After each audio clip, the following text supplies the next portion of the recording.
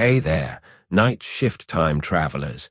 Tonight we're tiptoeing into the 1920s, an era so dry even the martinis needed a prescription, and the bathtubs had side hustles as distilleries.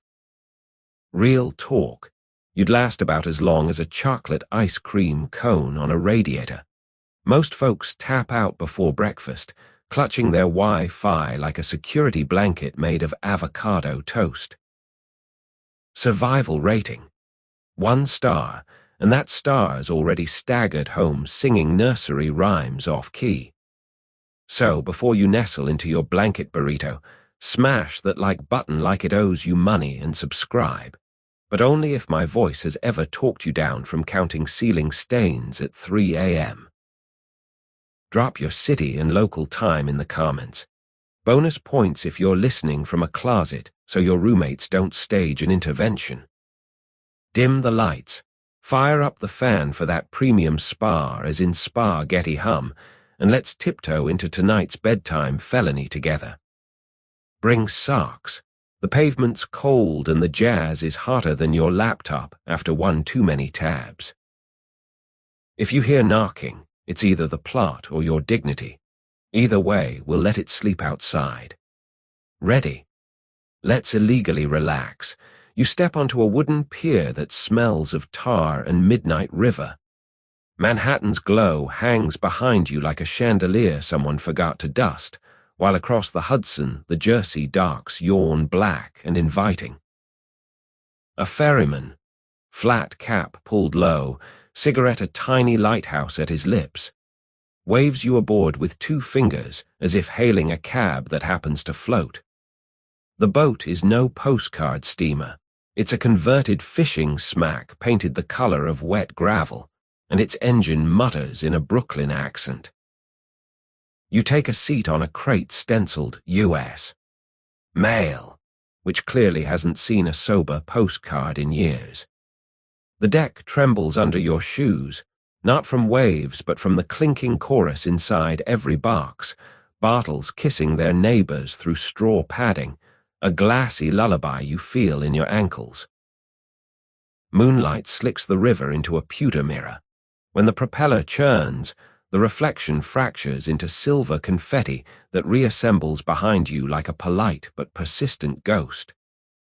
The ferryman asks no names, only destinations measured in thirst.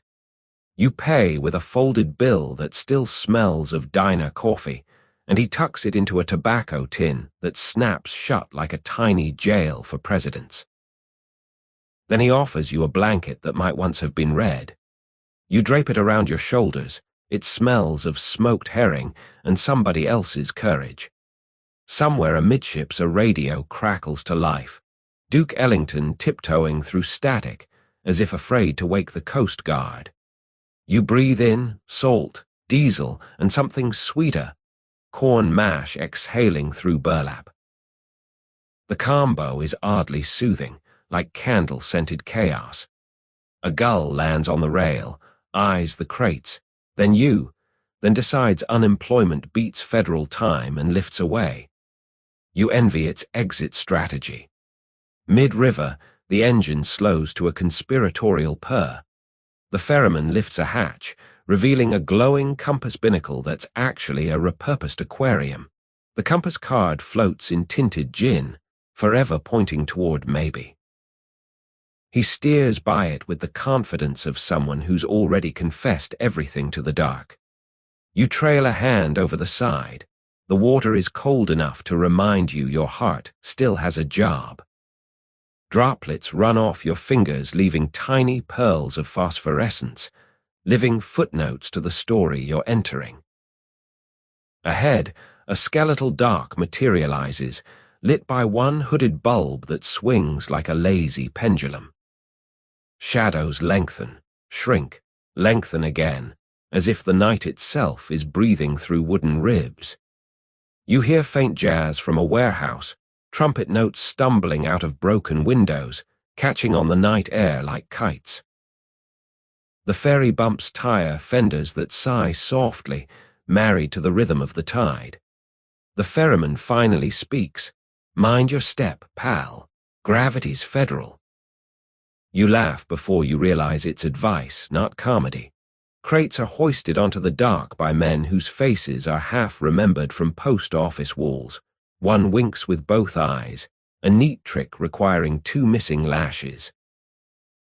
You shoulder a sack lighter than its consequences and step onto planks that creak Morse code to the river below. New fish, new fish. Somewhere uphill, a church bell tolls 1 a.m. Or maybe it's just a policeman banging his nightstick on a culvert, keeping time for sinners. You pause, half expecting sirens, but only the echo answers, politely distant. The blanket slips. You tighten it, suddenly aware you're warmer than the law allows. A sign nailed to a post reads absolutely no parking. This means you, which feels hilariously inclusive. Your shoes crunch oyster shells that glimmer like tiny moons crushed underfoot. Each step seasons the air with brine and the faint iodine of secrets kept cold. A warehouse door stands ajar, breathing warm light and clarinet. Inside, shadows jitterbug across stacked crates stamped with the names of vegetables that never saw a seed. You inhale, and the night settles into your lungs. Half ocean, half rebellion, like a soup you'll be digesting long after breakfast. Finally, you glance back at the boat. The ferryman is already a silhouette against the silver lane of wake, reversing into darkness with the serenity of someone who knows every wave personally. You lift a hand. He responds by snapping his cigarette into the water, a tiny meteor that hisses and dies. The river reclaims the glow, and you turn toward shore, where the rest of your evening is waiting. Illegal, impatient, and for now, invisible. The sidewalk feels like a trampoline made of shadows. Each step springs you forward through a haze of bakery perfume so thick you could butter it. You follow a delivery boy wheeling milk crates stacked with extra-strength eggs, a phrase that should probably alarm you more than it does. A hand-painted sign swings above a cellar door. Sunrise loaves. Open when we're not closed. The humor feels rehearsed, like a joke told by someone holding a rolling pin as a microphone. Down 3 wooden stairs, warmth blooms against your cheeks the way grandmothers claim nostalgia feels. Inside, flour drifts like sleepy snow, settling on men's bowlers and women's clash hats, turning everyone into powdered statues of themselves. A radio hums ruddy valet through a veil of static. His tremolo matches the wobble of your stomach, equal parts hunger and second-hand adrenaline. You pretend to study rye loaves while scanning for the real merchandise, because that's what protagonists do in movies, and tonight you're pretty sure you're in one. A woman in a gingham smock, name stitched Dorothea in peppermint thread, leans closer. "Try the new honey wheat," she whispers, but her eyes say, "Follow me to the catacombs." You nod like someone who routinely deciphers bread-based riddles and drift toward the counter. She lifts a marble slab beneath the display, revealing stairs descending into a buttery glow that smells faintly of circus peanuts. You descend, the slab sighs shut overhead, sealing the world above like a giant biscuit lid. The basement is part bakery, part chemistry set gone rogue. Copper pipes burp over wooden tubs, thermometers dangle like lazy metronomes. A man in a flour-dusted lab coat, pocket protector filled with tasting spoons, greets you with the enthusiasm of a science teacher who's just discovered students can be distilled. "Welcome to the proofing room," he grins, pointing at a vat where bubbles rise in lazy Morse code. "Drink me, drink me." The scent is yeasty, yes, but with a high note of something that could sterilize a nail. Your job, apparently, is to stir. A paddle the size of a cricket bat is pressed into your hands. The wood is warm, already sweating. You circle the tub slowly, syrupy liquid lapping at the sides like a cat considering escape. Each revolution makes a sound somewhere between a sigh and a hiccup, the universal language of almost booze. Dorothea reappears carrying a tray of miniature pecan rolls, camouflage pastries in case the feds sniff around. If you hear 3 knocks, hide the taste buds, she advises, deadpan. You're 80% sure that's not how taste buds work, but you nod anyway. Between stirs, you sample a roll. It's exquisite, buttery, nutty, with a faint afterglow of grain alcohol that warms your chest like you've swallowed a tiny turtleneck. You compliment the baker. She curtsies with a spatula, nearly decapitating a hanging lantern. Somewhere overhead, footsteps cross the sharp floor. Everyone freezes mid-motion. A human diorama titled Guilt, see, 1926. The oven timer dings, a sound so innocent it could win an Oscar, and normal breathing resumes. Minutes stretch like taffy. You graduate from stirring to quality control, which means sipping cloudy liquid from a teacup chipped like an old smile. It tastes of sweet fire and borrowed time. Your tongue feels suddenly bilingual in optimism. The room softens around the edges, not drunk yet, more like the world put on a pair of fuzzy slippers. A cat appears, white as the flower it's definitely ruining, and performs figure eights between your ankles, adding a chic touch to felony. Eventually, Dorothea taps your shoulder. "Time to rise," she says, bread pun achieved without visible shame. You ascend the stairs, blinking against the bakery's ordinary brilliance. Upstairs, customers buy actual loaves, unaware they're standing on enough contraband to christen a battleship. You step back into night air that feels cooler, thinner, like swapping a quilt for a sheet. Behind you, the sign still creaks. Inside, ovens exhale their legal disguise, and you walk off tasting honey, wheat, and the faint metallic zing of complicity. The alley narrows until brick walls almost braid together overhead, leaving a ribbon of night sky that feels like a secret bookmark. You pause at a door painted the color of bruised limes. No knob, just a brass knocker shaped like an owl with suspiciously human eyelashes. From a pocket, you retrieve the password Dorothea whispered while tying a bread bag. Macbeth, Act 2, Scene 3, line 93. You clear your throat, feel mildly ridiculous, and recite, "Knock, knock." Who's there? Because that's the line she picked, and apparently Shakespeare moonlighted as bouncer. The owl knocker swings inward without a creak, revealing a man whose tuxedo is so sharp you worry about paper cuts. He raises an eyebrow like it's on a pulley. "Again, but with feeling," he murmurs. You repeat the line, adding a tentative jazz hands gesture that even you didn't see coming. He steps aside, unsmiling, yet you sense approval, like a cat allowing you to live another minute. Inside, velvet drapes drink sound. The corridor smells of roses left too long in a cigar box.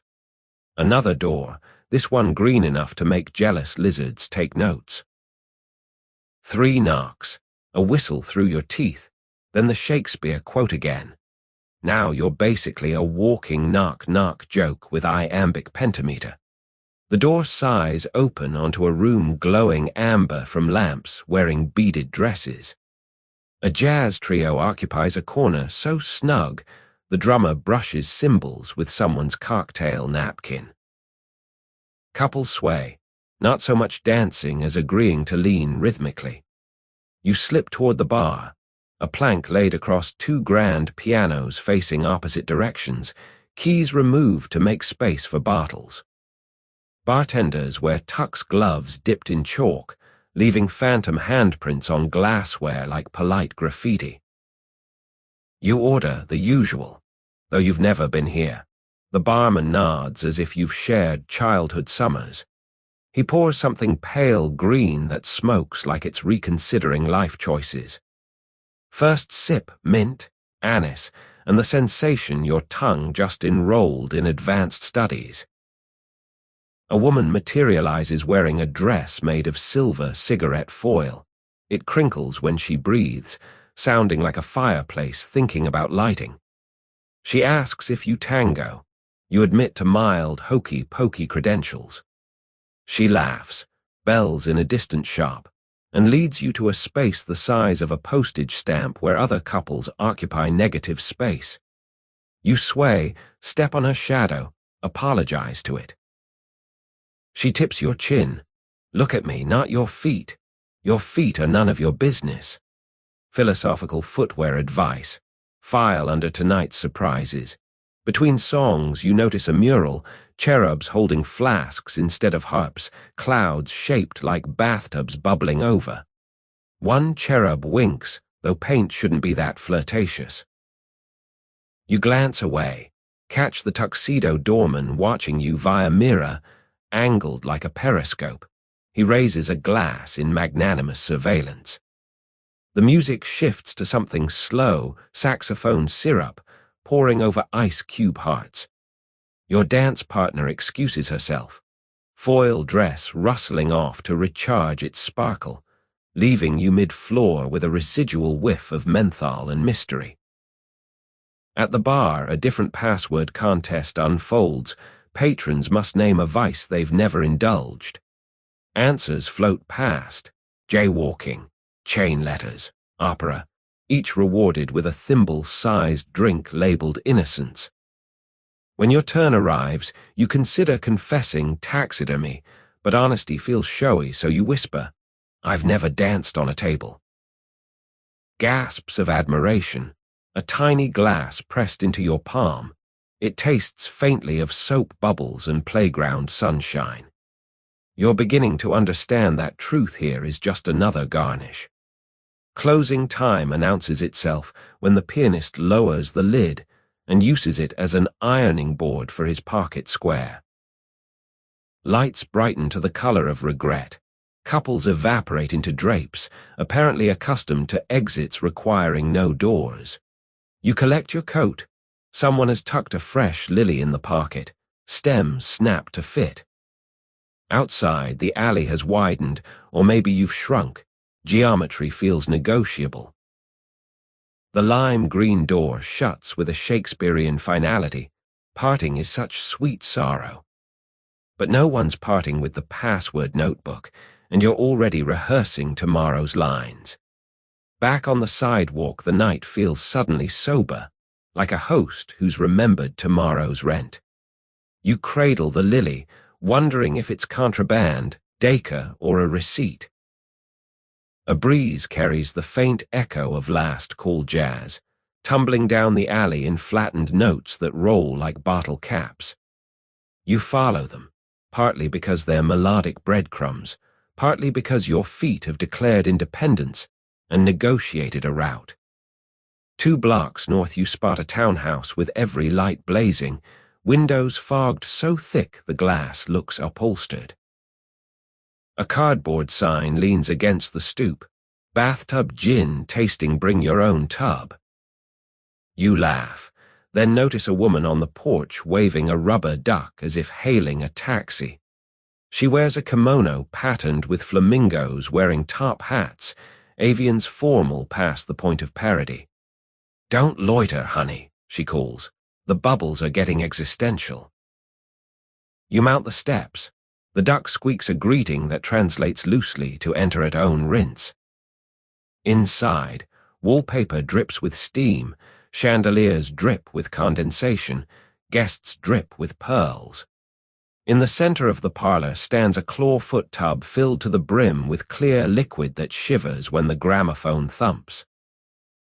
A circle of velvet chairs surrounds it like spectators at a very quiet boxing match.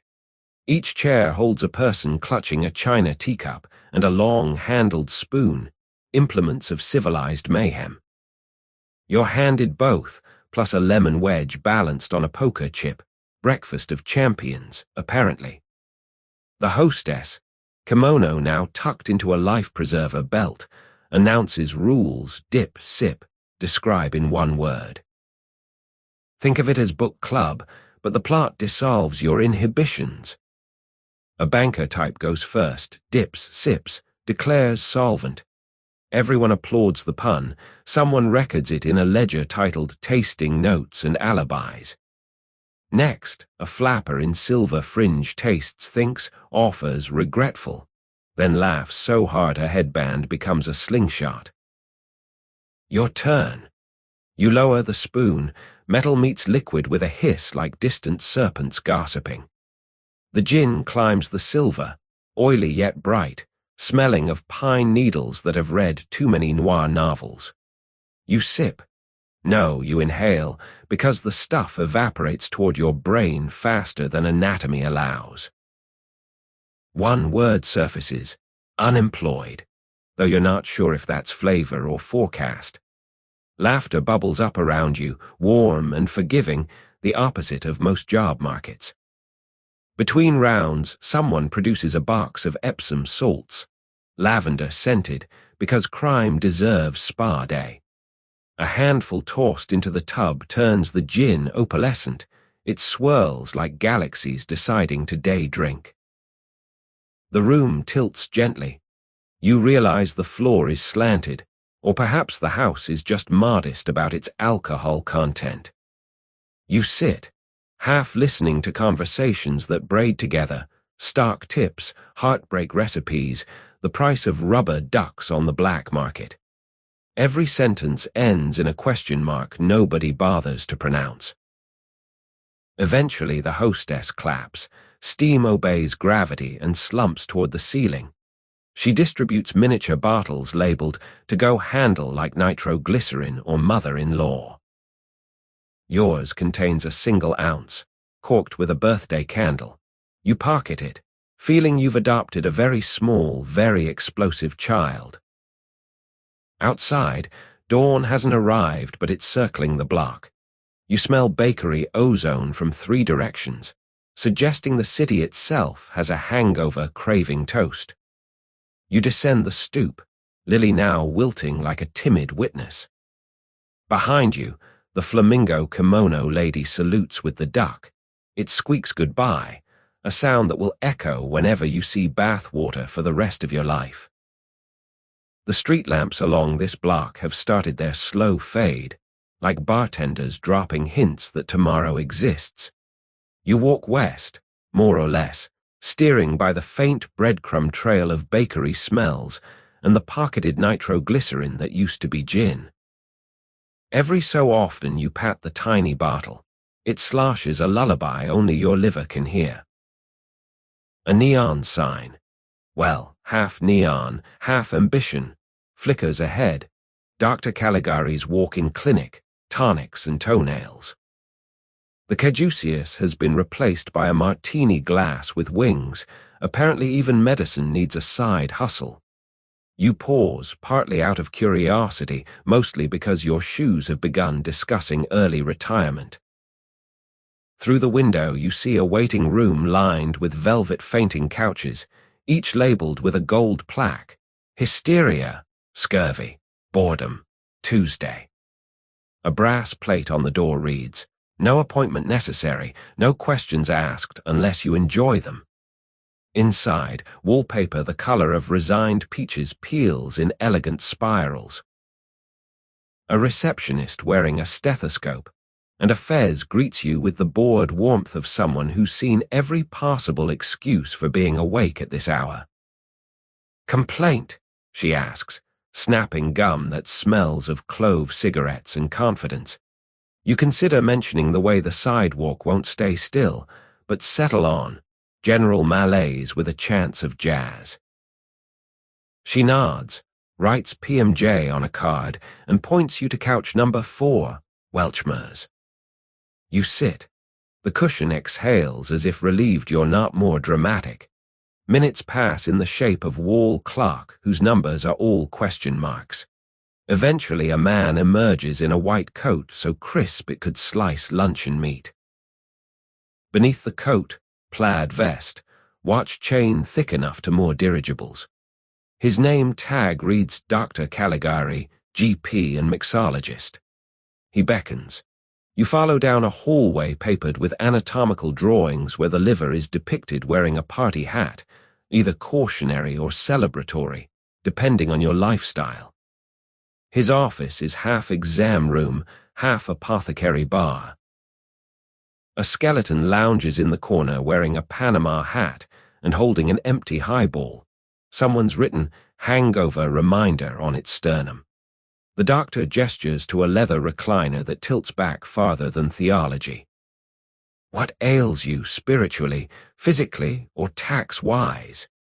You mention fatigue, mild existential tilt, and a newfound ability to taste colors. He HMMS produces a pad labeled prescriptions and cocktail napkins. With ceremonial gravity, he opens a cabinet of bottles labeled in Latin that translates loosely to laugh now, cry later, repeat. He measures, mixes, mutters. 2 dashes of tincture of Wednesday, a whisper of wormwood, spritz of optimism if available. The final potion glows a polite chartreuse and smokes in the glass like it's reviewing its options. Drink slowly, he advises, ideally between heartbeats. You comply. The liquid enters like liquid dusk, spreading calm and a faint sound of distant ukuleles. He listens to your chest, nods, then prescribes 1 cabaret, 2 compliments to strangers, bed by sunrise. Repeat as necessary. On the napkin he scribbles an address, the green door, but ask for the chartreuse door, then knock twice like you mean it. You thank him, pay with a bill that smells of bathtub lavender. He sniffs it approvingly, tucks it into the skeleton's ribcage. For emergencies, he winks. Back in the waiting room, the receptionist offers a parting gift, a tin of lozenges shaped like tiny bathtubs. For cough, or when you need to remember what clean feels like. You pocket them beside your candle, cork gin, creating a mini medicine cabinet of questionable legitimacy.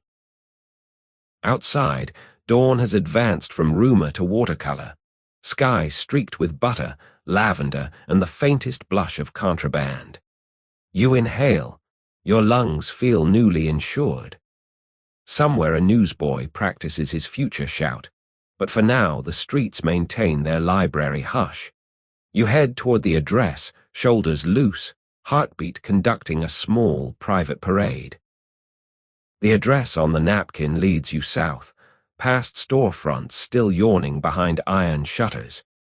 You cross a street where trolley tracks glimmer like twin zippers someone forgot to close. Your reflection walks between them, elongated and dignified, as if commuting to an alternate life. The air smells of wet newspapers and potential, an in-kai bouquet that reminds you mornings are just evenings that changed their mind. You find the building, brick the color of stale coffee, windows trimmed in peeling green paint. Beside the main door, a smaller service entrance painted an even greener shade, chartreuse, technically, lurks beneath a flickering gas lamp. You knock twice, confident, like someone collecting overdue library fees. A slot opens, an eye inspects, a voice asks for the weather report. You remember the doctor's addendum. Tell them it's raining opportunities. The slot closes, bolts slide, and you're admitted into a vestibule that thinks it's a cathedral. Inside, incense of cedar and cigar boxes curls around a single oak desk. Behind it sits a woman in funereal black, veil lifted just enough to reveal rhinestone-studded cheekbones. She stamps your wrist with a tiny hearse icon. Return conveyance provided, she explains, though the timetable remains politely vague. Through another door you descend a ramp into what was once a carriage house.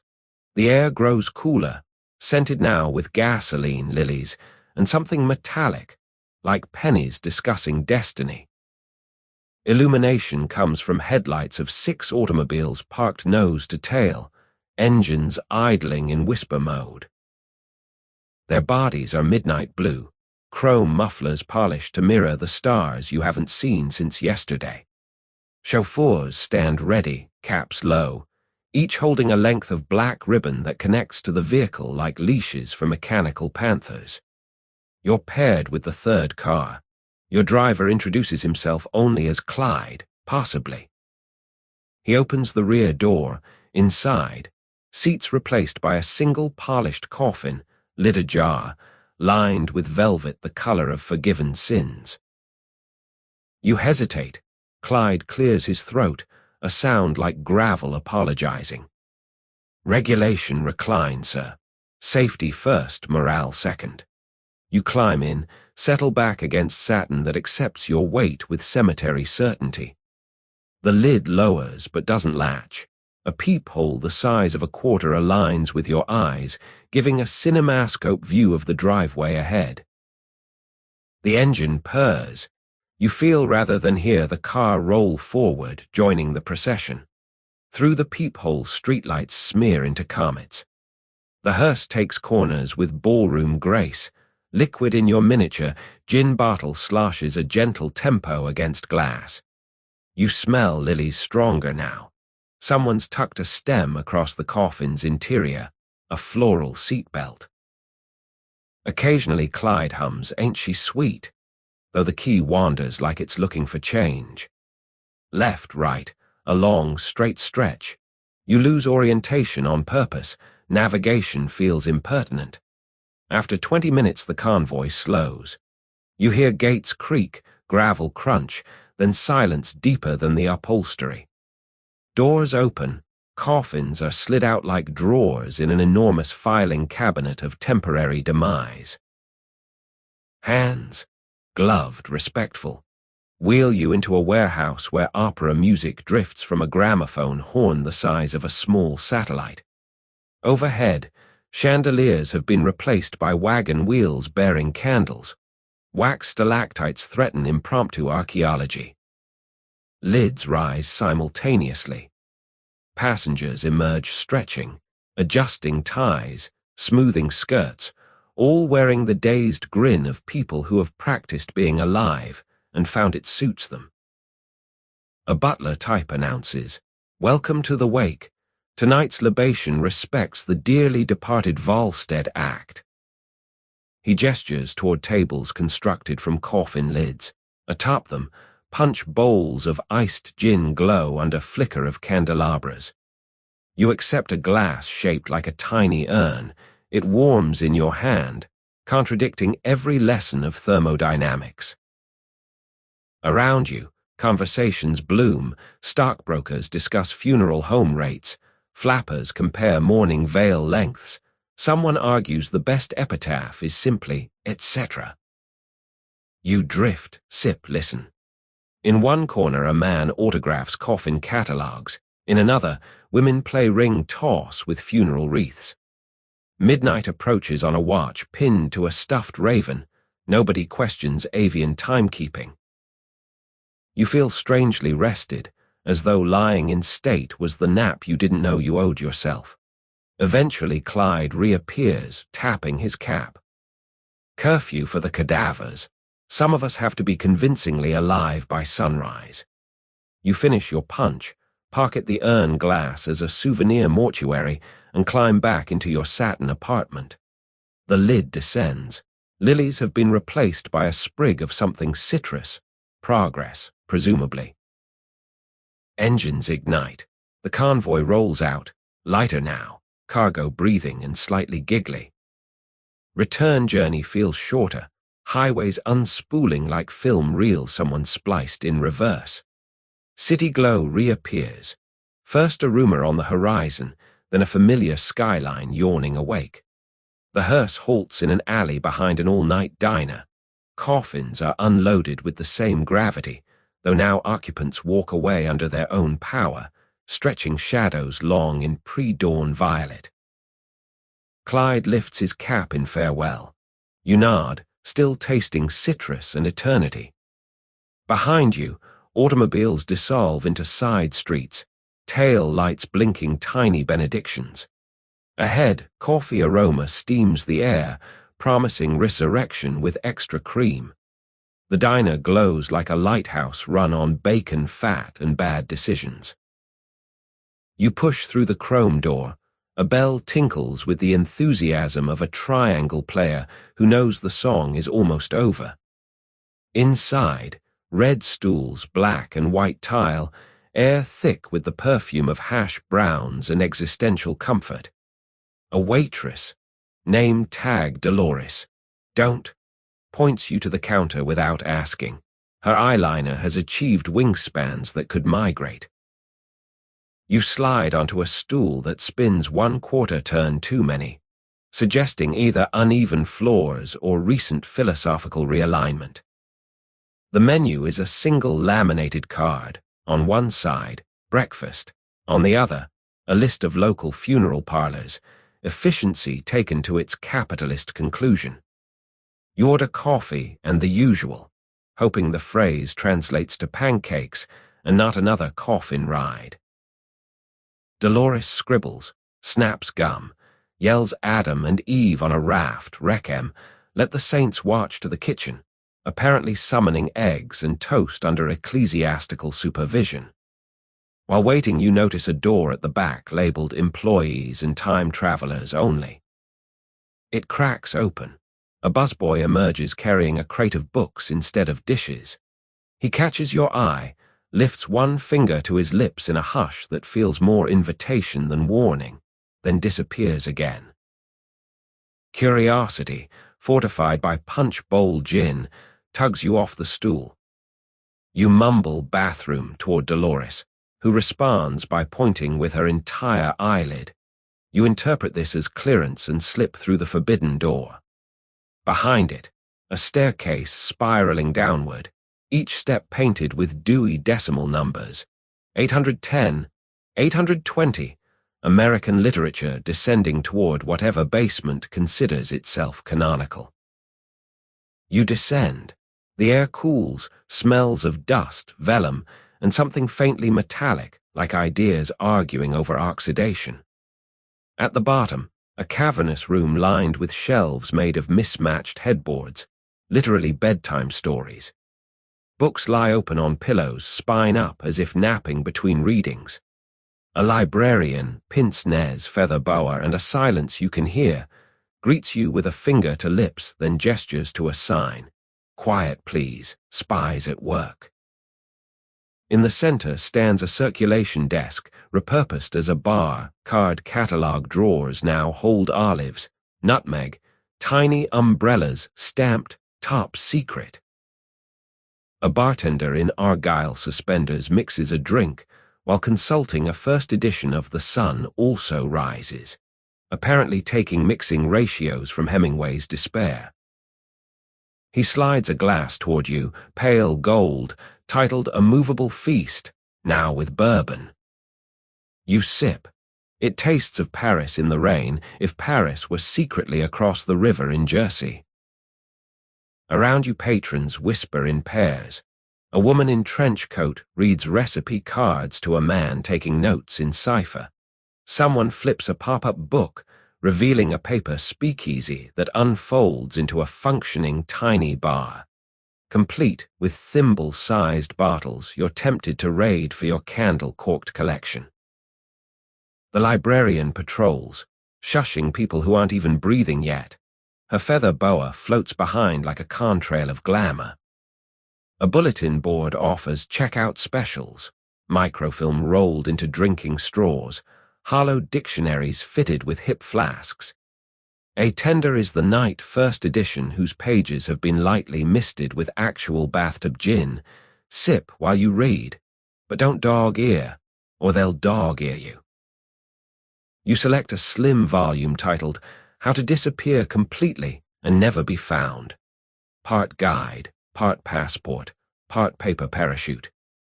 Inside, marginalia in lavender ink provides phone numbers answered only after 3 rings and a whistle. You memorize one because protagonists should keep options sticky. Time behaves oddly.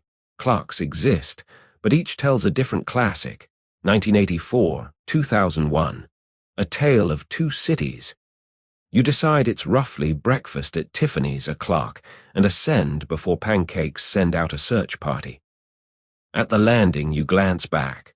The librarian raises a feather in farewell, mouthing renew or regret. You nod, clutching your contraband literary life preserver, and push through the door into sizzling daylight that smells of coffee refills and second chances. Dolores slams plates in front of your still warm stool, eggs glistening like miniature suns, toast brown to the edge of autobiography. You eat, realizing you've now had breakfast in 2 time zones, one legal, one lyrical. The tiny gin bottle clinks against the book in your pocket, a duet of paper and glass. Outside, delivery trucks begin their morning gossip. Inside, you butter toast and consider the possibility that every library everywhere might be hiding a bar if you just knew the call number for last call. You pay with a coin that still smells of submarine humidity and leave a tip folded into the book's checkout slip. Knowledge as currency, literally. Outside, dawn has finished its shift. Sunlight pools on the pavement like melted marigolds.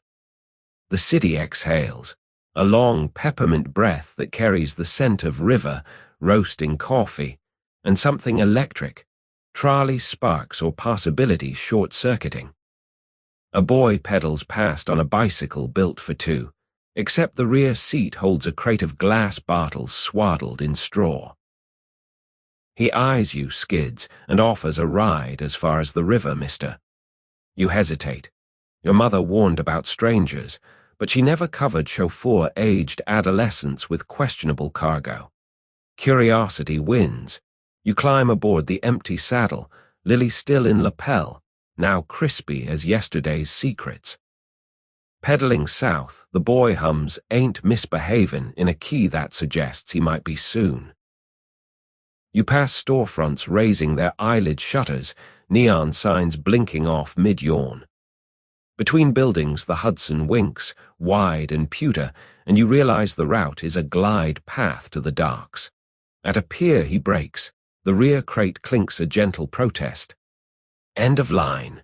Cargo's gotta swim, he announces, producing a length of burlap for you to carry, if you're handy. You are, apparently. Together you heft the crate down barnacled steps to a low-slung speedboat painted the color of midnight after it's had a rough night. On the transom, name stenciled Silk Stocking, engines already purring like satisfied leopards. A woman in captain's cap, silk blouse knotted at the waist, greets you with welcome aboard. Mind the hosiery. Her legs are covered in actual silk stockings, seamed, back-stitched, illegal in 17 states of mind. She explains, liquor runs require wardrobe morale. Each passenger must donate an undergarment for luck. You offer a sock, left, cleanish. She accepts with the gravity of a customs official collecting duty on optimism.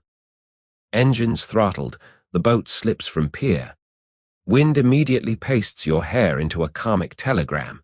Having wonderful time, wish I'd brushed.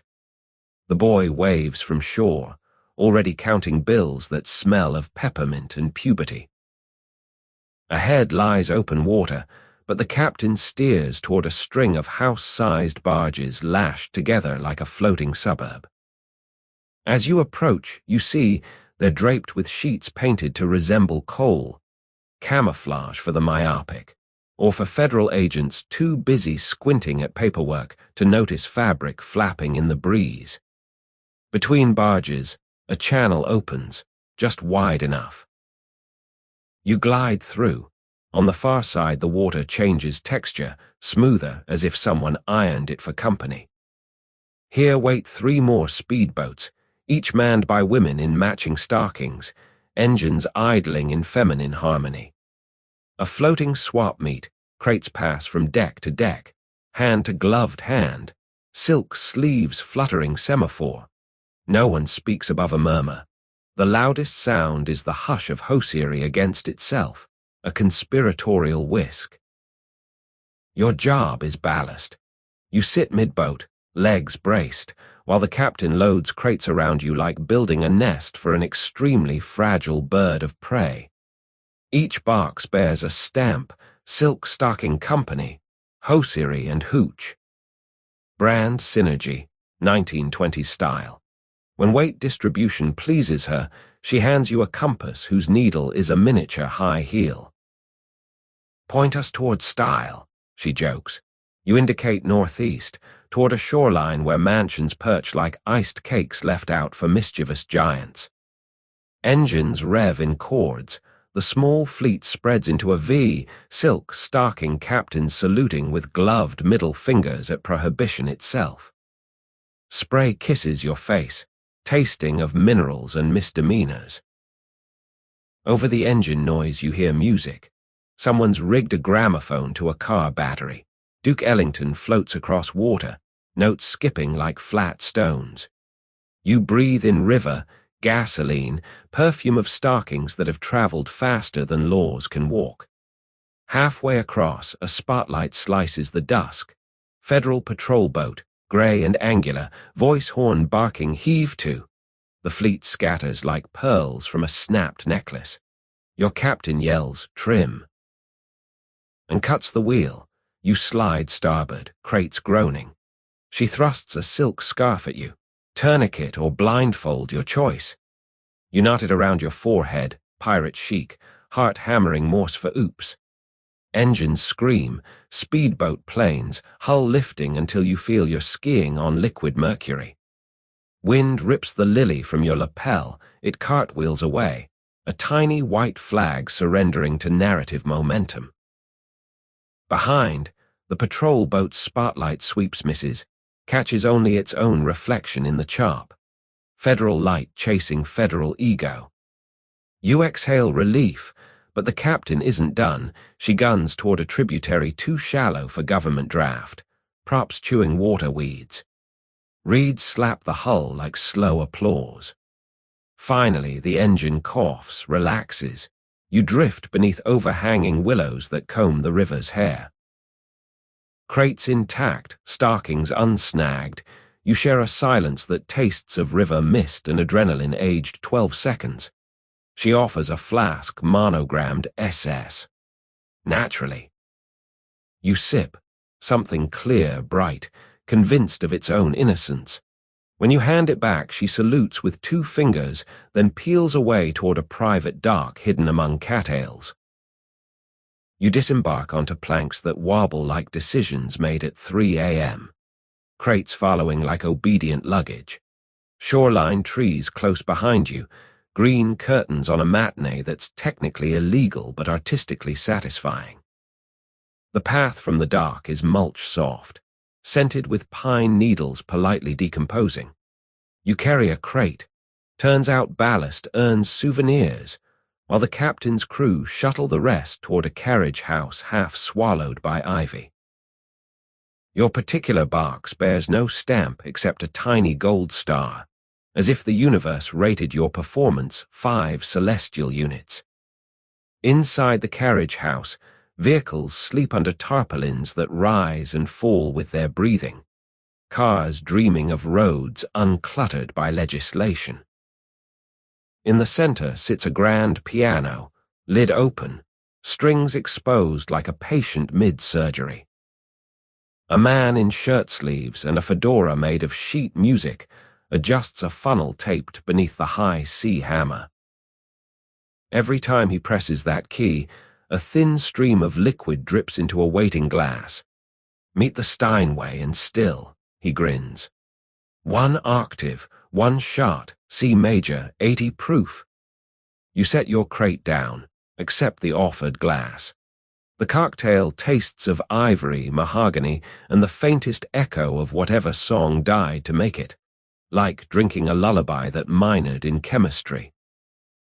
Applause ripples from crew members stacking crates along the piano's curved wall. Each box fits into the silhouette like giant sheet music, notes written in contraband. The captain reappears, now wearing jodhpurs and a grin sharp enough to slice limes. She lifts the piano bench, revealing a compartment filled with rubber tubing and a hand crank. "Player piano meets still," she explains. "We roll a tune, it rolls the mash. Percussion provides agitation, melody provides distraction." She cranks. The piano begins a slow rag.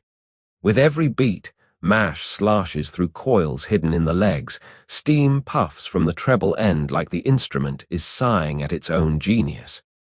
Your job, should you choose to accept, is page turner, literally.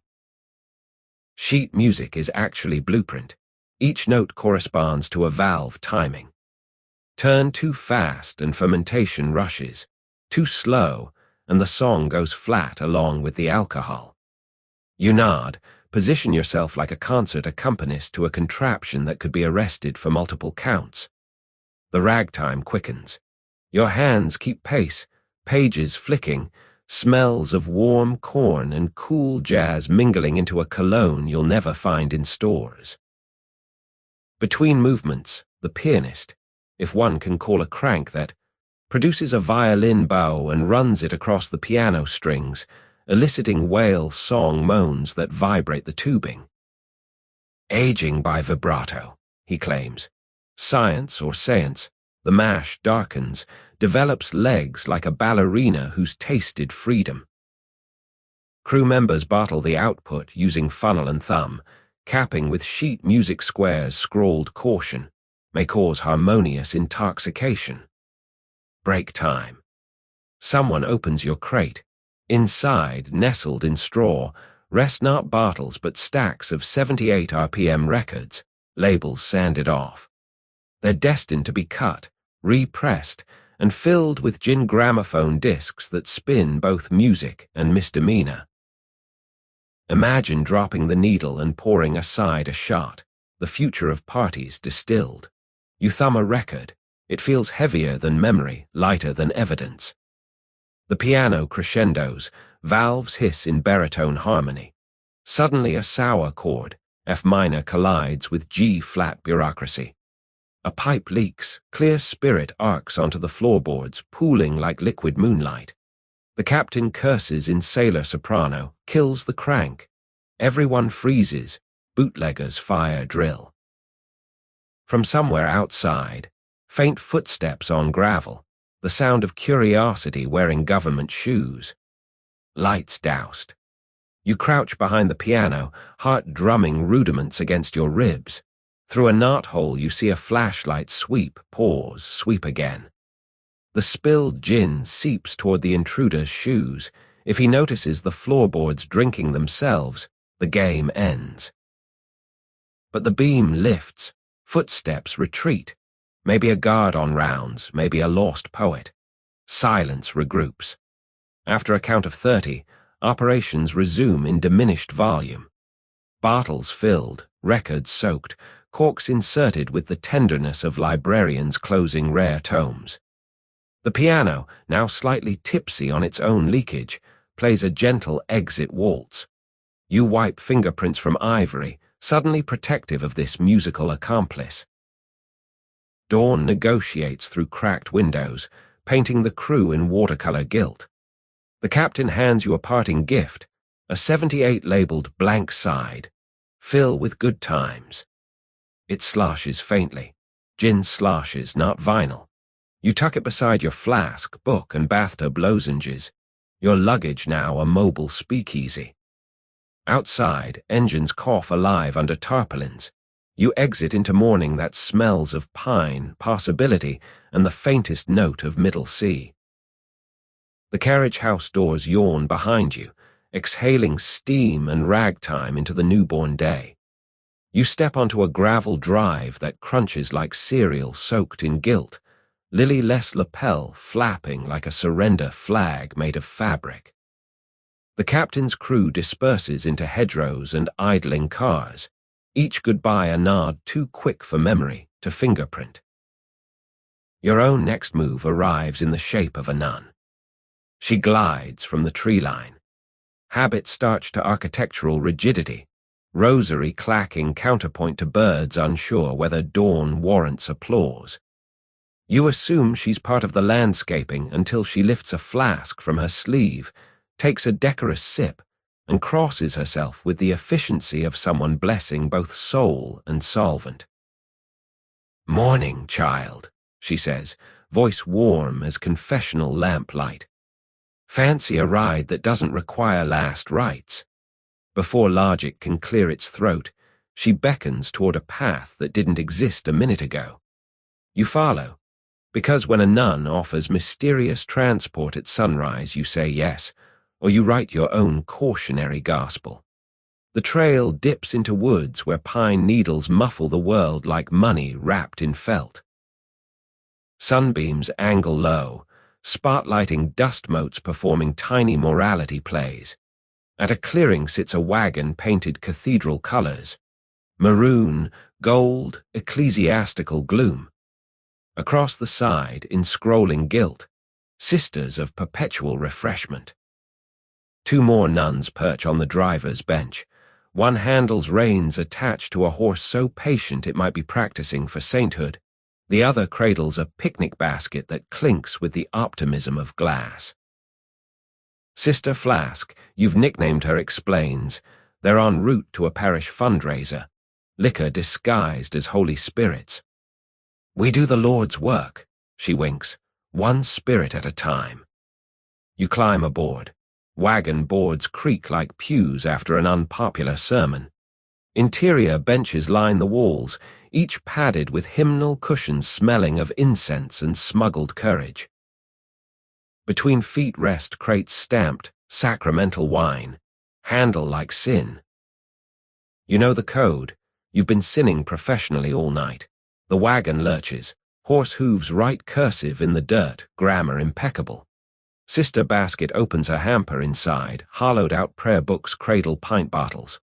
Labels read, Veni, Vidi, Vino, a trinity you can support. She offers you one, you accept, sipping communion that tastes of vineyard and mild blasphemy. Alcohol content high enough to levitate minor saints. You wonder if transubstantiation covers bathtub gin. Theology remains silent, palate votes yes. Conversation meanders, they discuss upcoming raffle prizes. First place, a mystery box containing assorted libations. Second place, forgiveness, valid 1 year. You contribute by suggesting a confession coupon, admit one. They laugh, musical and unrepentant. Sister Flask confesses the horse's name is Temperance, for irony's sake. Temperance snorts, either blessing or dissent. A mile later, the wagon slows. Through trees you glimpse checkpoint, local deputies searching vehicles for contraband and, presumably, meaning. Sisters exchange glances, switch to business mode. Sister Basket hands you a surplus habit folded like origami gilt. "Inclusion in ministry," she whispers. You don the robe. Wool itches like unkept promises, but length hides your civilian shoes. A wimple follows, swallowing hair and most peripheral vision. You now view the world through linen blinders, aroma of starch and sanctity. At the stop, deputies greet the sisters with hats off respect. No one wants to frisk the Almighty's PR team. One officer eyes you, suspicious of height. Sister Flask explains your Sister Immaculata, recently transferred from the coast, still growing into her vows. He nods, embarrassed by possibility of growth spurts in convents. A cursory peek inside the wagon reveals only crates of wine, which deputies consider heavenly duty, not criminal code. Barrels of moral gray area roll past unchecked.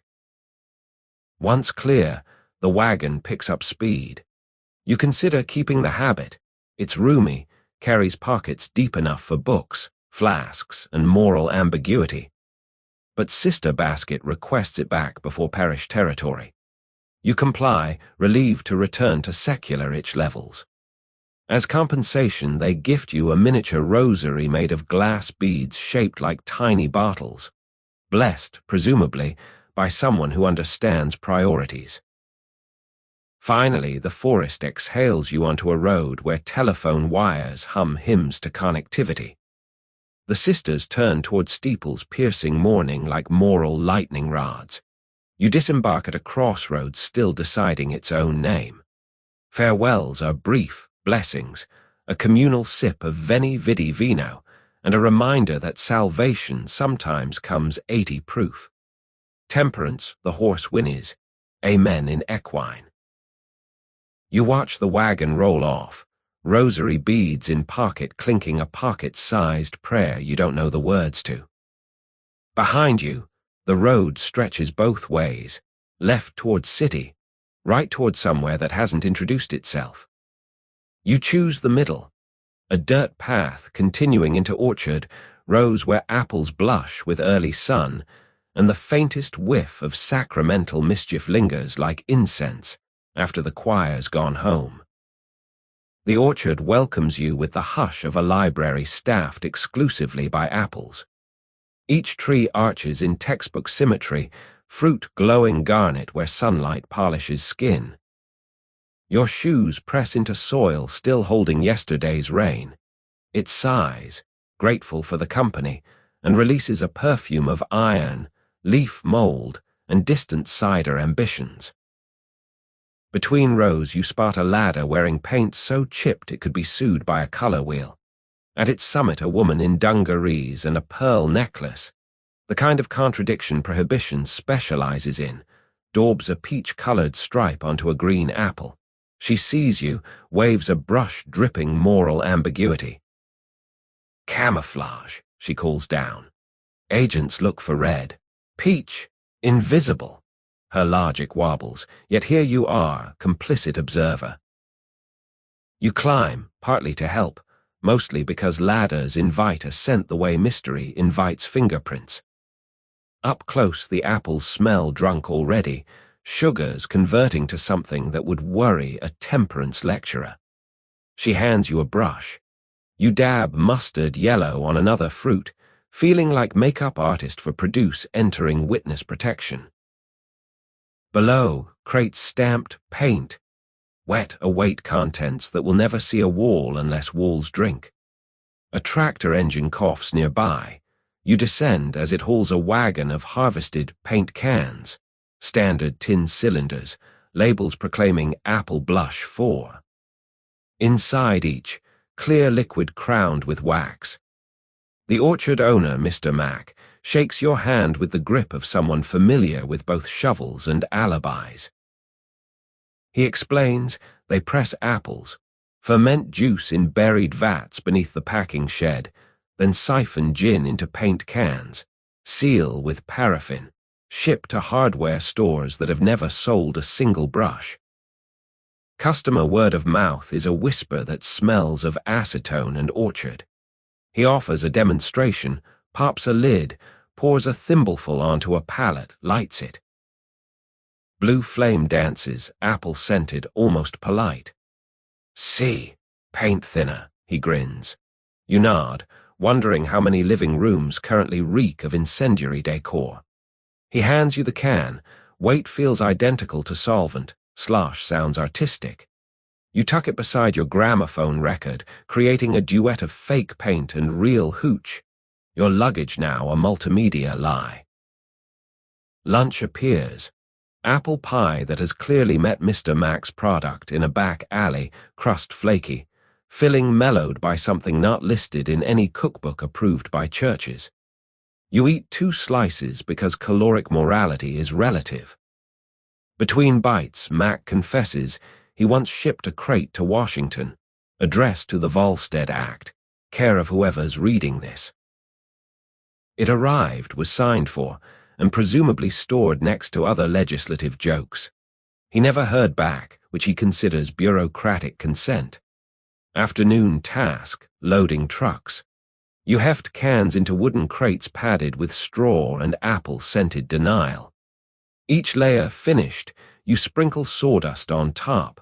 Hardware authenticity.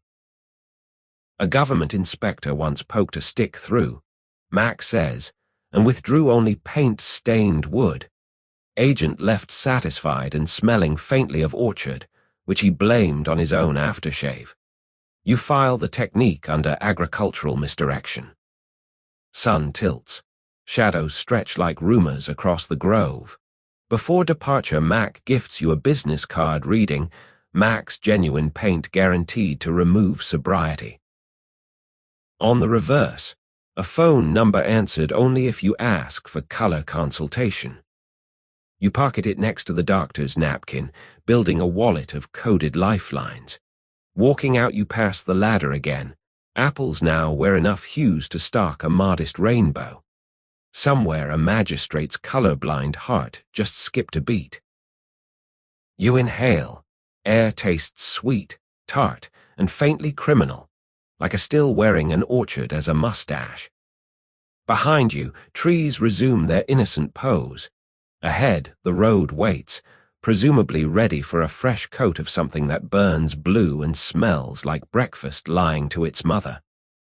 The lane out of Mac's orchard is graded dirt, sun baked into ribbon-colored powder that puffs around your shoes like polite dust ghosts.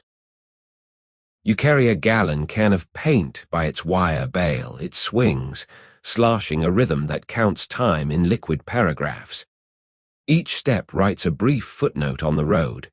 Note, author possibly tinted. Half a mile on, a sedan the color of bruised plums idles sideways across both ruts, motor clicking cooling metal, hood up like it's practicing surrender. A woman in a white lab coat leans into the engine bay, stethoscope draped around her neck instead of a tie. She listens to the carburetor the way some people listen to hearts, nodding, frowning, writing on a clipboard braced against the air filter. You clear your throat. She doesn't flinch. S-H-H. This carb has arrhythmia, she whispers. Welcome to Dr. X, the radiologist turned rum runner. Story goes, hospital banned her experimental cocktails for patients who weren't even dying creatively, so she took her X-ray machine on the road, literally. The trunk of her car hosts a lead-lined box housing a portable radium unit. She claims a quick zap sterilizes, ages, and adds sparkle to moonshine. You eye the Geiger counter dangling from the rear view like a pine-scented air freshener from Chernobyl. She straightens, offers a hand stained with grease and faint luminescence. Need a lift? Car's fine. Just needed a second opinion. You accept, loading your paint can into the back seat alongside crates labeled Medical Isotopes Keep Away from Happy People. Engine starts on the first try, perhaps encouraged by medical authority.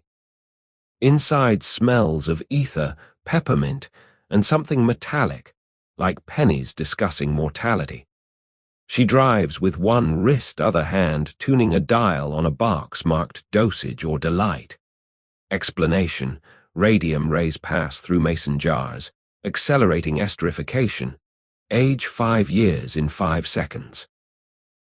She admits the taste becomes lightly atomic, but customers pay premium for anything glowing. You recall the paint can in your lap, she grins. We can tint it radioactive, makes a hell of a night light. You decline, preferring your alcohol non-luminescent, thanks. En route she dispenses medical booth wisdom, hangovers are merely temporal displacement, drink enough, you'll catch up. She offers a prescription pad. Each sheet doubles as a cocktail napkin. Written in Latin, take 2 fingers and call me in the morning. You pocket one beside Mac's card, building a deck of increasingly surreal credentials. A mile later, the Geiger counter chatters like an excited squirrel. Ahead, a roadside stand advertises, fresh cherries you pick will not explode. Dr. X smirks, competitor using irradiated fruit to flavor rum. Amateur hour, she mutters, downshifting. You pass, counter calms. She explains rivalries in the radium booze market, physicists versus physicians, each claiming half-life superiority. You nod, wondering when science became a garnish. She needs an assistant for the afternoon, someone to hold lead shielding while she zaps product. Pay is a bottle and a half of radium reserve, plus a doctor's note excusing you from Prohibition. You agree, mostly because exit velocity from a moving car feels excessive. We pull onto a dirt track leading to an abandoned sanatorium, porches sagging like disappointed faces, windows starred by BB guns or bored time. Inside the lobby, she set up a makeshift still, copper coils snake into an X-ray table tilted at reassuring angle. Jars queue like patients awaiting diagnosis. She dons lead apron embroidered, "Trust me, I'm somewhat doctor," hands you a shield the weight of regret. Process, place jar on table, zap 30 seconds, flip, zap again, like toasting marshmallows if marshmallows could sue. Between blasts, you hear the faint pop of molecules accelerating toward maturity. The room smells of ozone and corn, a marriage no priest would sanction. She keeps dosage notes in a logbook titled Radiology and recipes a dual specialty. You peek, entries list exposure times, taste descriptors, peppery with hint of Chernobyl, and customer testimonials, glowed beautifully at garden party. Break time. She pours 2 thimbles of the finished product, liquid topaz, faintly luminous. You clink glass and Geiger counter, it ticks approvingly. Sip, warmth spreads, followed by tingle you can't decide is flavor or cellular excitement. She watches, eyes bright as dial paint. Notice the finish, notes of vanilla and ionization. You nod, tongue wondering if it should start wearing sunscreen. Before departure, she gifts a pocket dosimeter, a tiny tube you hang beside your watch. If it reddens, you've had enough fun. Advice feels medically unsound, yet oddly parental. You thank her, load your paint can still non-radioactive into the trunk next to a lead pig transporting radium in its tiny metallic sleep. She drives you to the main road, drops you at a crossroads bus stop that smells of warm pine and recent science. As the plum sedan disappears, tires spitting dust that may or may not glow tonight, you check the dosimeter, calm, pale yellow. Good. Your future remains moderately non-irradiated. You wait for whatever vehicle ferries wanderers next, paint can at feet humming its apple-scented secrets, Geiger counter in memory clicking a lullaby only atoms can dance to. The bus that finally exhales to a stop is the color of over-steeped tea and smells of diesel, wet wool, and unprocessed Monday. The driver's cap is patched with electrical tape. The destination window reads "Elsewhere, inquire within." You climb aboard, paint can wedged between ankles like a sleepy toddler, and drop a coin that clinks with the hollow modesty of small change. Seats are mostly empty, except for an elderly woman crocheting what appears to be a scarf long enough to moor dirigibles, and a man in coveralls cradling an ice cream maker on his lap, the way other people cradle regrets. The aisle vibrates with road hum. Windows rattle in loose sashes, keeping time in the key of almost. You choose a spot midway, rest the can on the floor, and let the motor's heartbeat slow your thoughts to syrup. Outside, pines scroll past like sheet music nobody remembers how to read. You drift, lulled by engine asthma, until a tap on your shoulder snaps eyelids open. Ice Cream Man has slid into the adjacent seat, contraption balanced between knees. "You smell faintly of orchard," he whispers, as if diagnosing a medical novelty. You concede the possibility. He introduces himself, Mr. Sprague, proprietor of Sprague's Frozen Devotionals, ice cream for the soul. His cart, currently unplugged, contains tubs labeled Vanilla Virtue, Strawberry Sin, and he taps this one, Bourbon Peach Penitence. Recipe, peach puree, cream, rock salt, and enough bourbon to make confession compulsory. He's en route to a church picnic that requested refreshments both innocent and interesting. You admire entrepreneurship that freezes vice at 32 degrees F.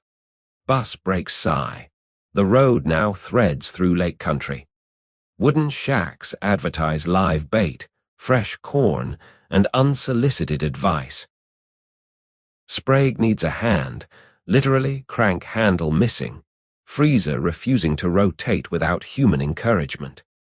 In exchange, he offers a pint and passage to the city docks where, rumor says, a submarine will trade cream for rum. You accept. Labor feels virtuous when payoff is alcoholic dairy. Between seats you kneel, rotating the dasher while he layers ice and rock salt like a chilly geology.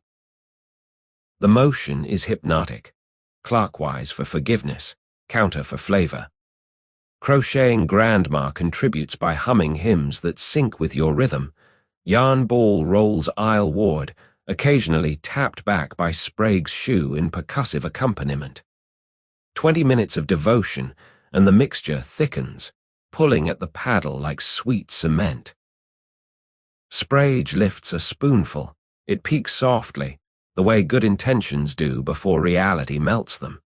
He offers first taste. Bourbon hits, warm, immediately chased by cold peach, cream, and the faint salt of sweat equity. Congregants will weep with gratitude. Dentists will send thank-you notes. The bus lurches to an unscheduled stop beside a roadside tavern shaped like a giant root beer barrel now painted regulation brown. Driver needs coffee and courage. While he's inside, Sprague transfers the finished ice cream into pint cartons stamped, for ecclesiastical use only. You park it too, one for the road, one for evidence, and keep cranking leftovers into a thermos because waste is un-American. Back aboard, lake scent drifts through open windows, minnows, motor oil, and something deeper, like water remembering every boat that ever betrayed it. Sprague confides the submarine rendezvous midnight, Pier 19, password Rocky Road. You picture underwater communion, pastor in scuba gear blessing torpedo tubes of peach penitence. Evening settles, bus headlights scoop tunnels through dusk. You doze, paint can between feet, ice cream pint against ribs keeping heartbeat cool. Dreams swirl, peaches diving into rum oceans, nuns paddling waffle cone lifeboats, a periscope wearing a halo. The bus hums onward, a metal confession booth on wheels, driver reciting rosary of gear shifts, grandma still crocheting miles of forgiveness nobody has measured yet. City glow appears. First a bruise on the horizon, then a carnival of neon and smoke. Streets narrow, bricks echo under tires like slow applause for anyone willing to arrive. The bus sighs to curb. You disembark, thighs stiff, mouth faintly frozen from test tasting holiness. Sprague salutes, cart now trailing electric cord like a penitent tail. Pier 19, don't freeze up, he jokes, wheeling toward destiny and probable lactose-related litigation. You adjust luggage, orchard paint, radium prescription, gramophone record, peach ice cream, miniature rosary, each a chapter in your portable epic. Midnight is hours away. The city offers interim shelter, alleys breathing warmth, jazz leaking from transoms. You walk, tasting bourbon and cream on your tongue, wondering if submarines keep spoons in the galley or just bless torpedoes and call it dessert. The city night drapes itself over you like a coat that's been worn by 1,000 strangers. Warm, weighty, faintly perfumed with coal smoke and jazz. You drift toward the water, letting neon drizzle color your shoulders, pink, green, the sorrowful blue of a hotel sign that promises vacancies and delivers philosophy. Pier 19 waits at the end of a cobblestone tongue. Warehouses slump on either side, windows broken into accidental stained glass. A chain-link gate yawns open, half-heartedly padlocked, metal tired of its own job. Inside, the dock is lit by one floodlamp humming louder than the river. Shadows move, longshoremen, or maybe silhouettes practicing to be longshoremen. You keep to the fringe, behind a stack of lobster traps that smell of low tide and high regrets. From here, you watch a submarine surface like a whale that's taken evening classes in espionage. It's small, more mechanical dolphin than warship. Hull painted matte black except for a single white stripe, a chalk line where the law measured sobriety and quit. Conning tower opens. A figure emerges wearing pea coat and priest's collar, an ecumenical contradiction. He waves. Dock hands push a trolley stacked with crates toward the gangplank. Password time. You step out, pint of bourbon peach penitence raised like a tiny lantern. Rocky road, you whisper, feeling ridiculous and ordained. The collar wearer smiles, gestures you aboard. Welcome, child. Let us break bread and freeze cream. His accent drifts between Brooklyn and Bethlehem, geography files for unemployment. Below deck is a galley converted into an ice cream chapel. Freezers hum hymns. Copper pipes circulate brine like rosaries of salt. Mr. Sprague is already there, spooning peach clouds into paper cups that read "Holy Scoops Taste Salvation." Introductions float. Captain O'Malley, the priestly one, engineer Sister Constance, actual nun, borrowed, and torpedo mate Ginsberg, who speaks only in limericks and refrigeration pressures. Trade commences, tubs of penitential ice cream rolled into cold storage. In return, submarine crew offload cylinders labeled torpedo fluid do not sip. Everyone sips. The liquid is rum dark, treacle thick, with a finish of diesel and contrition. You receive a canteen-shaped flask, embossed, blessed, and pressurized. Stow it beside paint can. Luggage now doubles as denomination. Mission requirement, stir while submerged. The vessel plans a brief dive to avoid Coast Guard radar. Churning must continue lest cream separate and sin settle. You agree, partly for story rights, partly because underwater ice cream socials rarely appear in classifieds. Hatch seals, engines grumble, deck tilts toward Neptune's rec room. Down we go, 30 feet, 40, pressure pops ears like bubble wrap stamped confidential. In the galley, freezers stay cold via seawater exchange. Your job is hand cranking a 5-gallon drum while Sprague adds ingredients: rum, condensed faith, chopped peaches the color of sunrise repossessed. The crank is brass, ornate, probably stolen from a church organ. Every turn plays a tiny chord only fish can hear. Bioluminescent plankton streaks past portholes, casting aqua torchlight across stainless steel.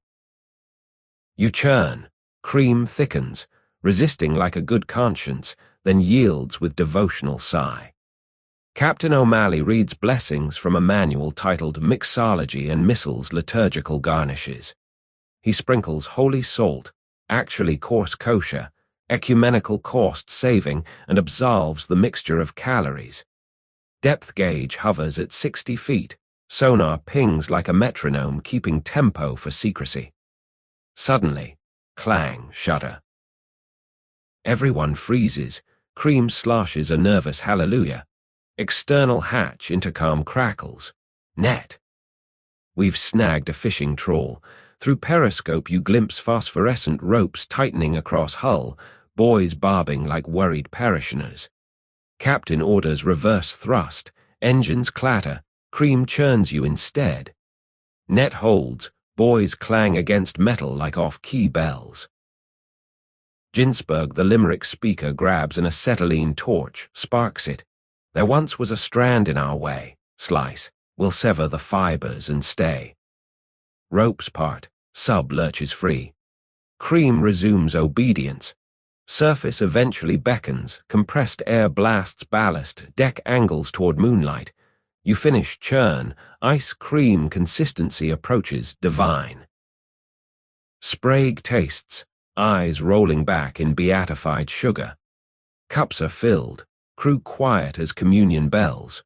You sip cold, peach, rum, salt, and the faintest note of adrenaline, like licking a sunset while fleeing. Back on dock, transaction complete, you disembark lighter despite added flask. Priest captain blesses your luggage. May it travel undetected and never curdle. You nod, pockets now containing salvation at approximately 18% ABV. Sub hums away, submerging into black water that closes like a missile. Above, stars rearrange themselves into what might be a spoon, or maybe just cosmic punctuation marking the sentence you've been writing since midnight. You inhale, river, diesel, cream, and something older, like history rinsing its mouth before the next confession. The dock's flood lamp flickers out behind you, as if the night has decided you're old enough to find your own shadows.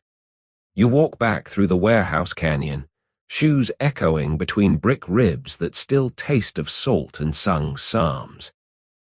The flask in your coat, submarine blessed, cream infused, knocks against your ribs like a second heart that went to theology school. Streets narrow into alleys fragrant with sour beer and fresh printed newspapers. Somewhere a newsboy practices tomorrow's headline shout, but the city keeps its voice low, the way conspirators do, when even the walls might be wired.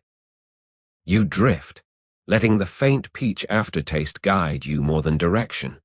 Alcohol and ice cream have merged into an internal compass that points toward the next improbable anecdote. A flicker catches your eye, projector lights spilling from a high window, strobing the alley in silent monochrome. You follow it up an exterior stairwell that smells of cat and copper. At the top, a metal door painted the exact green of limes that have seen things. A sign reads editing sweet silent but deadly. You enter, because narratives abhor an unopened entrance.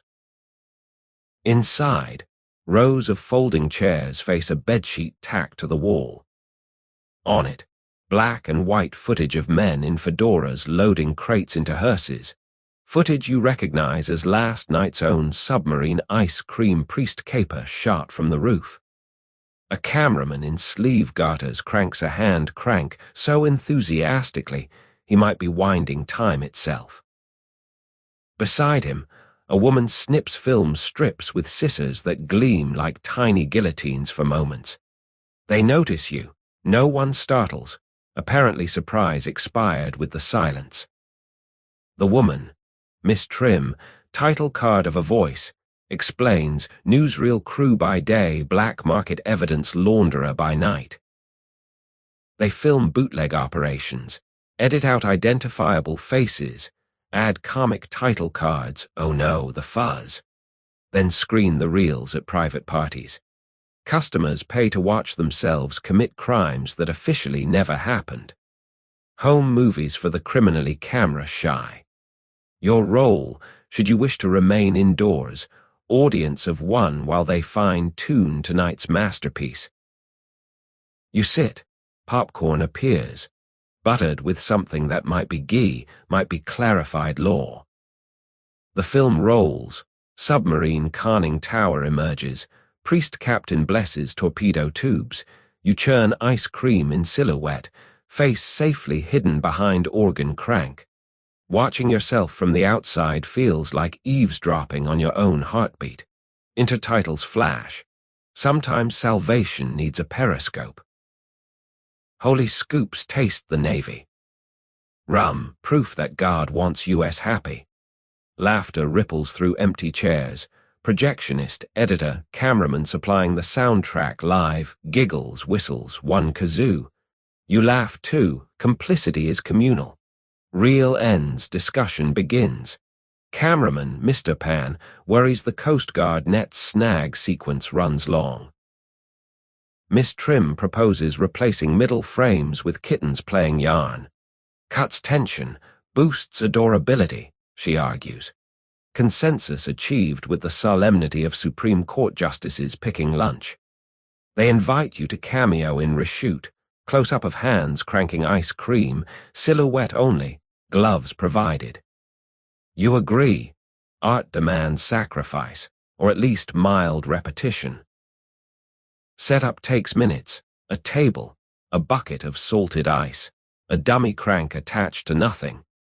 You rotate the handle while Pan cranks camera. Trim dangles a metronome so you keep tempo uniform, artificial authenticity. After 3 takes, she declares it convincingly pious.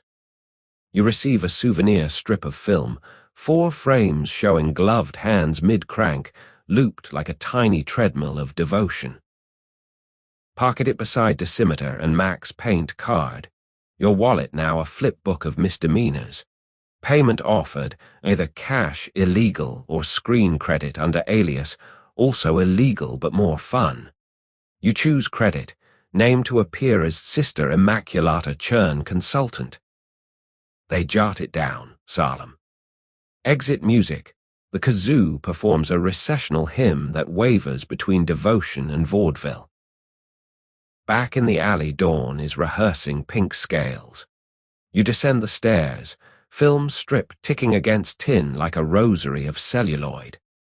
Somewhere a projector fan still whirs, cooling reels that will be screened in speakeasy backrooms where people toast their own anonymous heroics. You walk on, lighter again, carrying proof you existed even when you weren't looking.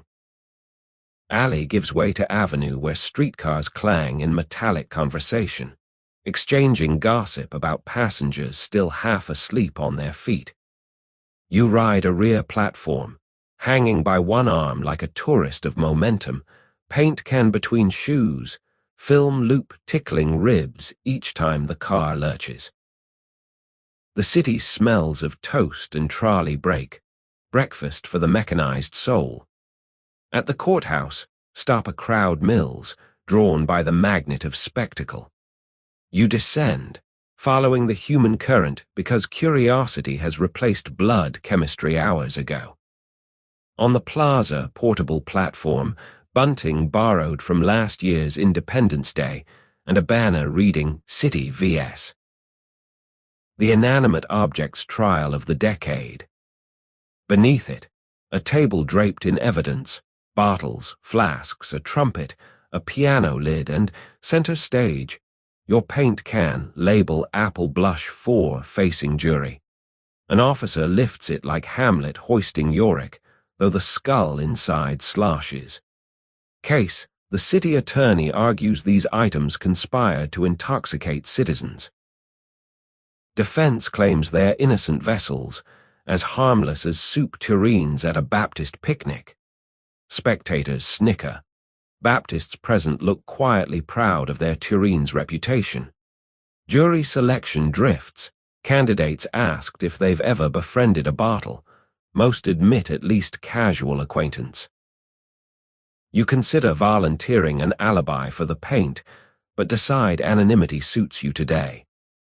Bailiff calls surprise witness, Officer Grady, the same who waved you through the nun checkpoint. He takes the stand, hat in hand, recounting confiscating the can from suspicious orchardists trafficking in decorative solvents. Defense attorney, a woman wearing robes the color of reasonable doubt, cross-examines. Did you taste the paint? Grady blanches, admits he sniffed, smelled fruity. Laughter ripples. Judge bangs gavel like a carpenter who's lost patience with his own table. Verdict recess granted till afternoon. Crowd disperses toward hot dog carts that smell of testimony and mustard. You drift with them, buy coffee, lean against sun-warmed marble wondering if your luggage will be sentenced to hard time. A tap on shoulder, defense attorney, eyes sharp as subpoenas. You look familiar, she says. You shrug, face innocent as fresh paint. She smiles anyway. Ever testify under alias? You demur. She hands a card embossed, Portia Laurel Counsel for the Misunderstood. Offers a retainer in the shape of a flask monogrammed, Exhibit A. Inside, the same rum submarine blend, faint peach haunting the edges. She's building a strategy, blame the objects, exonerate people. If bottles are guilty, so are shoes for walking toward them. Philosophy dressed as jurisprudence. American justice at its most theatrical. Court reconvenes.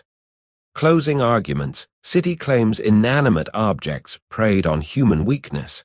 Defense counters that weakness is voluntary, objects merely accommodating.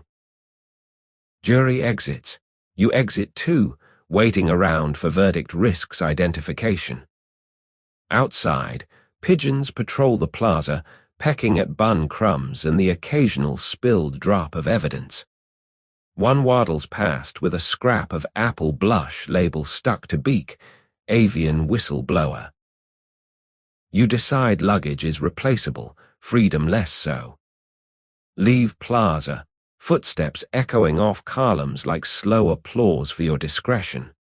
Behind you, gavel raps, decision reached, but you're already turning corners, blending into pedestrian camouflage. Paintcan's fate now a anecdote for another day. Somewhere a bailiff auctions confiscated liquor to destroy it one sip at a time. Somewhere an apple-scented verdict ages into folklore. You walk on, pockets lighter, conscience entertained by the novelty of objects standing trial while people walk free. Prohibition's idea of a punchline. The gavel's echo fades under the city's white noise hum, but you keep walking, because that's what epilogues do until the next chapter grabs their sleeve. Street numbers drop, architecture grows shoulders, and the scent of river sneaks back between warehouses like a smoker returning from break. Evening lowers its velvet roller shade. Neon signs flicker awake, spelling half-truths in pink and migraine green. One advertises cabaret and courtroom, same great service, separate entrances. You laugh, mostly at accuracy, and push through the revolving door beneath. Inside, a lobby tiled black and white like a chessboard suffering identity issues. To the left, actual courtroom. Oak flags, a judge who doubles as MC after 9 p.m. To the right, cabaret, red drapes, tiny tables, a stage where a woman in judicial robes bangs a gavel microphone stand between torch songs. You choose cabaret, penance can wait, cocktails won't. The maitre d', wearing a bailiff badge and a tuxedo cut from jury instructions, seats you at the defendant's table. Menu is a subpoena. You are hereby commanded to try the exhibit a martini. You comply. Olive arrives impaled on a toothpick shaped like a miniature gavel. First sip tastes of juniper vermouth and the faintest note of perjury, like drinking reasonable doubt chilled to perfection. House lights dim. Court is called to disorder. Judge Singer, name of Portia Laurel, yes. The same defense attorney from Daylight's Paintcan trial, opens with the objection blues. Band, brass, bass, and a snare wearing handcuffs for rimmed shots, swings behind her. Lyrics object to everything, love, sobriety, the Volstead Act. Chorus invites audience to overrule your inhibitions. Glasses clink in legal harmony. Between sets, waiters circulate serving testimony cards. Guests write anonymous confessions which Portia will sing as improv verses. You scribble. Once carried orchard paint across state lines. Still not dry. Card collected. You feel lighter by one felony. Act 2. Audience participation. Bailiff pulls you on stage, says your face has appeal written all over it. You stand beside Portia, spotlight warm as cross-examination. She questions in melody, state your name and favorite sin. You improvise, Sister Immaculata, churn consultant, Laughter. Band vamps a Latin groove. She hands you a kazoo. Solo when ready, counsel. You toot a riff that sounds like ice cream underwater. Ear witnesses agree it's harmoniously intoxicating. Song ends in mark verdict. Not guilty by reason of rhythm. Applause gavel bangs. Back at your table, another subpoena arrives. Deposition, rum, submarine float, top secret recipe.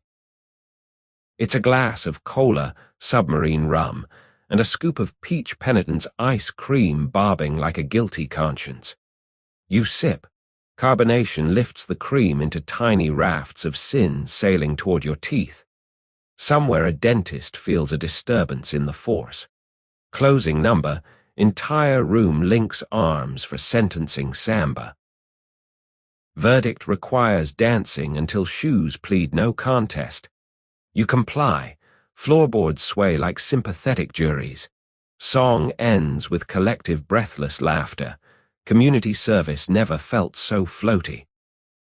Portia bows, robes shimmering like reasonable doubt under disco ball moonlight. She exits through judge's chamber door. You picture her hanging up gavel, slipping into next role. Perhaps juror, perhaps plaintiff, perhaps tomorrow's hangover. Tab arrives itemized. Legal fees, one night of your life. You pay with the last of cash. Tip in film strip frames of your silhouette churning cream. Art as currency, inflation be damned. Exit through revolving door. Night air tastes of river, exhaust, and the faint cream mustache you forgot to wipe. Outside, city clerks argue over curfew. You walk unhurried. Verdicts, songs, and subpoenaed cocktails slosh together into a lullaby only you can hum. Somewhere a paint conserves time. Somewhere a kazoo solo lingers in appellate memory. You turn corners until even the echoes lose the address, content to wander while the next scene writes itself in wet concrete. The sidewalk eventually gives up being a sidewalk and turns into a pier, planks groaning like old men arguing about the weather. You follow the sound, because that's what old men and narratives want, until the river opens, black and shiny as a grand piano that's never heard of applause. A warehouse looms ahead, doors cracked wide enough for temptation to squeeze through sideways. Inside, a single bulb swings over an ancient laundry line. Sheets flap, damp and ghost pale, each one painted with giant green dollar signs. Giant, dripping, as if money itself is sweating. A man in shirt sleeves and a fedora made of folded newspapers feeds the line, clipping wet hundreds of sheets that smell of starch and larceny. Welcome to the midnight laundry, where cash from raids, robberies, and poorly planned sermons comes to get its sins rinsed. The man, Mr. Wash, greets you with soap bubble cheer. "Dirty money?" he asks. You pat pockets, only film strip, flask, and a dollar bill too polite to be filthy. He shrugs. One customer at a time is plenty. Process, bills soaked in warm water and diluted iodine, removes ink, starch, and conscience. Then bleach, but only long enough to make Jackson blush. Next, a dip in bluing dye so the cotton grows that righteous tinge of new-born band note. Finally, pressed between rollers heated by a steam boiler that sounds like it's coughing up testimony. Result, aged cash that looks freshly printed, perfect for buying more trouble than it cost to launder. You offer to help, partly curious, partly because waiting around breeds witnesses. Job, feed sheets through wringer without feeding fingers. You crank, water sluices into buckets tinted the weak green of embarrassed lime. The machine exhales hot sighs that smell of starch and something metallic, like pennies discussing divorce. Between presses, Mr. Wash lectures on economics. Money's only dirty when people stop passing it around. He cites Prohibition as stimulus package for laundries nationwide, Every dry city needs a wet cycle. You nod, wondering if your paint can count as currency once it dries on someone's conscience. Break time. He pours coffee from a percolator sitting on the boiler plate. It tastes of steam, ink, and mild fraud. Overhead, lines of newly virgin bills sway like prayer flags for avarice. Somewhere outside, sirens yowl, close enough to imagine, far enough to ignore. Wash locks doors, dims bulb, darkness smells of wet cotton and possibility. After 10 heartbeats he relights. Sirens gone, either satisfied or lost. Cycle finished, he offers souvenir, a $1, half dry, smelling of bleach and rebirth. You accept, it curls in palm like a cat that knows it's been adopted. He initials it with laundry marker W, so you'll remember where virtue comes from. Pocket it beside radium dosimeter. Your pocket now a museum of questionable authenticity. Exit through back door into alley perfumed by river, breathing through cracks in brick. Bills behind you flutter farewell, drying into respectability you'll never spend, because spending would break the spell. You walk, coffee and bleach aftertaste reminding you that cleanliness is next to something, but probably not legality. Ahead, dawn rehearses pink scales above rooftops. The city's iron lungs inhale shift change smoke. You turn corners until laundry scent fades, replaced by bakery ozone and the faint metallic zing of a new day polishing its badge. Somewhere money dries, somewhere paint serves time, somewhere a kazoo solo still awaits appeal. You keep moving, pockets rustling with second chances printed on cotton. The city's early lungs exhale bakery steam and trolley brake dust. You inhale both like a commuter of contradictions. A newsboy on the corner waves an extra, repeal rumored confusion abounds. The headline flaps, half optimism, half typo. You buy a paper with your laundered bill. Mr. Wash's W smirks as it changes hands, newly legitimate and already nostalgic for crime. Coffee calls from a diner whose sign promises bottomless, no questions past the rim.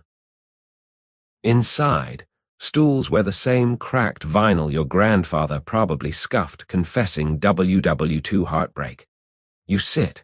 A waitress named Dot pours coffee deeper than some friendships. First sip tastes of ash, second of possibility, third of you should probably stop counting.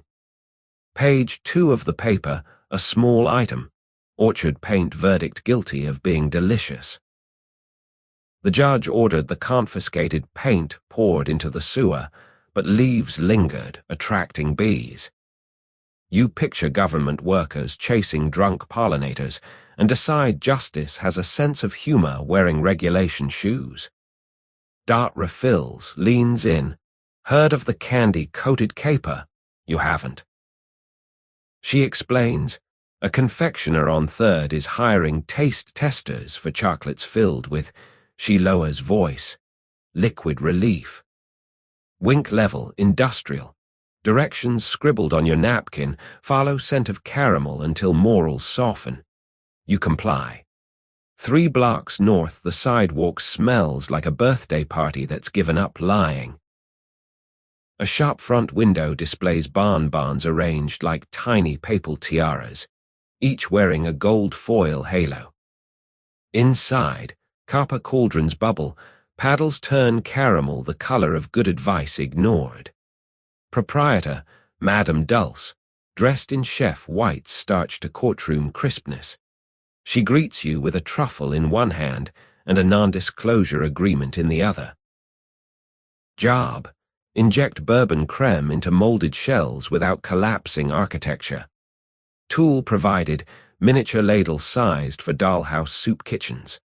Method, tip shell, breathe in, pour, breathe out, like filling a confession with hope. Payment, $1 per dozen, plus all the misshapes you can hide in your cheeks. Apron on, you begin. Chocolate smells of distant rainforests and nearby misdemeanors. First shell cracks, culprit over eager ladle. Madam Tuts demonstrates Zen pour, liquid enters, doubt exits. You master it by the 10th, entering a rhythm slower than patience, faster than regret. Around you, other temps perform similar sacraments. The room sounds of quiet drips and swallowed gasps whenever someone samples. Quality control, each batch blessed by waving a tiny rosary made of licorice. Madam insists it absolves calories. You recall previous nuns, priests, and submarine chaplains. Apparently sanctification is standard garnish now. Between trays you sip coffee she spikes with essence of encouragement. More bourbon. Internal temperature rises. Chocolate softens. Morals follow. Lunch break. Salad of caramel shavings and denial.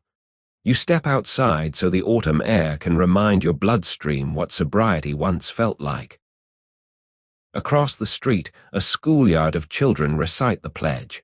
Their voices overlap with the scent of liquor-filled bonbons, creating America's newest perfume, education and indulgence, now in conflicting notes. Back inside, afternoon shift. You graduate to cherry cordials, fruit soaked overnight in submarine rum, dipped, cooled, capped. Each resembles a miniature depth charge. Bite at your own peril. Madam warns retailers will display them alongside adults-only placards written in curlicue chocolate. Imagine a society where candy comes with age restrictions. Then realize you're standing in it. End-of-day tally, 288 pieces filled, 0 convictions, 1 apron irreparably freckled. Payment handed in crumpled singles that smell like dessert doing community service. Bonus barks provided, 12 assorted rejects, slightly squashed, equally intoxicating. You tuck them beside laundered dollar and film strip, wallet now a tasting menu of felonies. Outside, dusk arrives wearing purple like it's trying to get into an exclusive club. Streetlights bloom sodium, bonbon shops lower gratings. You walk, pockets clinking sugar against glass, wondering how many teachers will confiscate chocolates tomorrow and accidentally schedule parent-teacher conferences at 3 a.m. Ahead, a marquee advertises, tonight the last drop final toast before repeal. Lights flicker, bulb missing the letter T, so it reads he lost drop, sounding like a medical condition you'd rather not Google. You enter. Inside smells of sawdust gin, and the final chapter pretending it doesn't know the book is ending. Inside, the hall is a long throat of wood-paneled gloom, lit by a chandelier made of wine bottles that never made it home. Tables crowd the floor like awkward relatives at a wake, every seat taken by someone holding a glass as if it's a tiny life preserver. A sign above the bar reads, "The last drop tonight we mourn by accident." The barman is dressed in morning black with a white armband that says, "Volstead gone but not forgiven." You find standing room near the back, pockets clinking bonbons against flasks like edible maracas. A woman in a veil, laced so thick it could be arrested for obstruction, offers you a shot labeled eulogy. It tastes of anise, regret, and something metallic, as if distilled from the hinge of a closing door. The room toasts, to the end of pretending. Glasses rise, fall, empty. On stage, a band of brass and tears launches into Bye Bye Dry. The singer croons through a megaphone shaped like a funnel. Every note drips, lands, evaporates before hitting the floor. Between songs, patrons approach a chalkboard scrawled with the evening's menu. Last writes rum, repeal ale, the final waltz served in a shoe. You order the waltz because choreography feels necessary. It arrives in a patent leather pump, rim salted, umbrella sticking out like a parasol at a funeral. You sip. The drink tastes of leather, lime, and the faintest echo of walking away. A man beside you produces a pocket watch that ticks backwards. Countdown to legality, he whispers. Hands converge on 11:57 p.m. 3 minutes until some radio station somewhere announces the end of Prohibition. The room holds its breath. Even the chandelier stops clinking. Someone starts the Lord's Prayer. Someone else finishes it with a kazoo. 11:59 bartender kills the lights. Total dark smells of spilled gin and collective goosebumps. You feel the bonbon box in your pocket and consider last rites for chocolate. Midnight, a radio crackles from the bar. The 21st Amendment is hereby. The sentence dissolves into static, but everyone hears enough. Silence hangs, then shatters. Cheers, sobs, the sound of glasses hitting the floor on purpose. Lights blaze. Champagne corks fly like startled pigeons. The barman weeps into a shaker, then laughs, then shakes a cocktail titled Free at Last. You swallow the rest of your shoe drink, leather and all. Someone has to.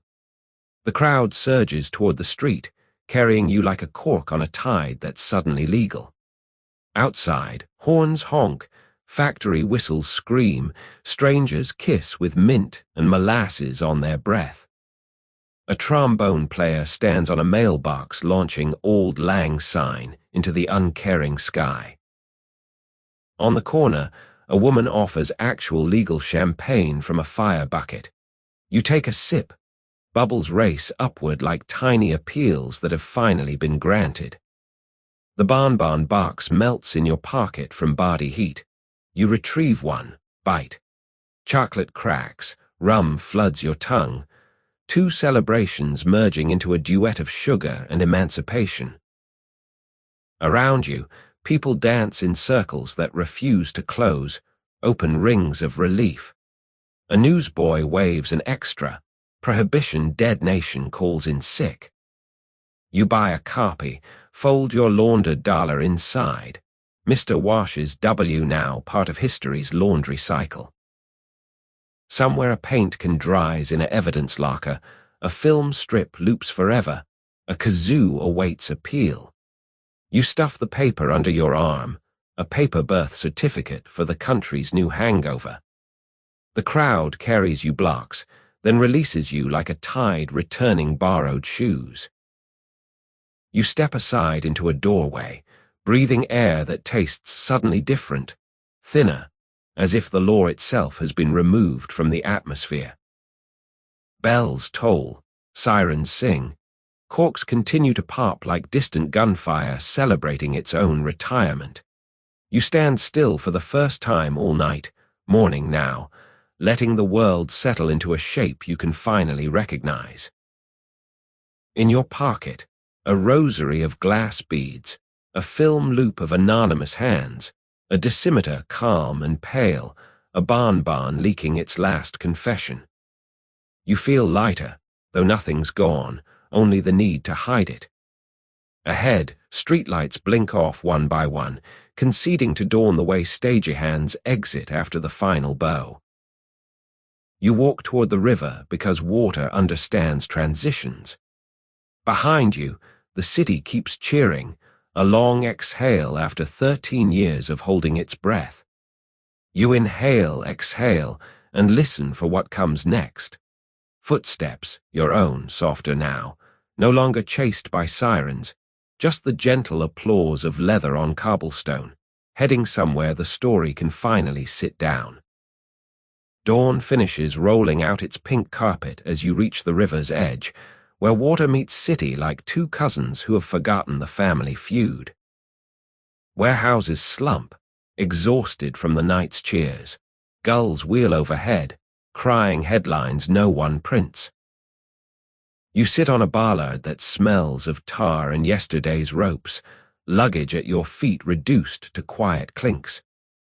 Across the channel, a warehouse door yawns, revealing a cavern stacked with empties, bottles, crates. a single piano lid propped like a yawling monument. A watchman inside, overcoat, clipboard, voice of resigned baritone, conducts inventory aloud. 1,000 pints repentant, 500 quarts unrepentant, 1 bathtub marital status unknown. He notices you, waves you over with the weariness of someone counting ghosts. This is the Federal Collection Depot, temporary holding before trucks haul contraband to destruction, a word pronounced with bureaucratic quotes. He offers coffee from a thermos labeled Evidence Do Not Enjoy. You sip. It tastes of paper files and mild disappointment. Introduction, Agent Morley, Prohibition Unit, soon to be obsolete. He's drafting final report. Volume seized, immense. Volume missed, immeasurable. Honesty tastes stronger than coffee. He asks your business. You claim morning walk, which is technically true if one ignores the night's detours. He nods, too tired to interrogate nostalgia. Offers tour. Warehouse is now museum of soon-to-be memory. You accept. Nostalgia likes company. Aisle 1, bathtubs lined like sarcophagi, each tagged with address and date. He points to one enamel beast. Belonged to Mrs. O'Leary, 3B, cooked gin between oatmeal batches, raised 3 kids on the profits, sent them to college, never missed church. Tub wears a medal of mineral rings. Bathtub tree rings, telling seasons of necessity. You touch rim. It's still warm from final rinse. Aisle 2. Shelves of bottles wearing paper hospital bracelets, evidence numbers instead of names. He lifts a green glass patient, confiscated from a library speakeasy. Customers drank classics, discussed plots, left plotless. Bottle catches fluorescent light, throws green shadows like liquid envy. Aisle 3, musical contraband, xylophone bars hiding flask tubes, accordion fitted with funnel, a cello whose body is mostly barrel. Prison orchestra, Morley jokes, though no one's laughing on key. You spy a gramophone record leaning against wall. Label reads, Holy Scoop Side A Hymns, Side B, Ice Cream. Your film strip cameo now physical, awaiting torch. He confesses, repeal leaves him ambivalent, job gone, purpose hosed down like a drunk sidewalk. Maybe I'll open a soda fountain, he muses, serve phosphates to teenagers who think rebellion is a cherry on top. You picture him in white apron, smile that finally fits. Final stop, the punch wall. Cases of seized communion wine, legitimate sacrament, technically legal, but seized anyway because paperwork enjoyed the company.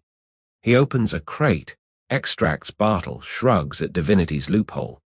Care for a blessing, he asks. You accept. Communion tastes of grapes, bureaucracy, and the mild irony of drinking the evidence of drinking's end. Behind warehouse, trucks idle, drivers smoking into sunrise. Soon they'll load everything. Bathtubs, bottles, cellos, drive to docks, dump into barge, tow to sea sink. Morley invites you to ride along. Last voyage needs witnesses, he says. You agree. Endings deserve an audience. You climb into cab of trucks smelling of diesel and last rites. Engine coughs, engages. Warehouse door closes like a book finishing its own sentence. Convoy rolls through streets still littered with celebratory glitter.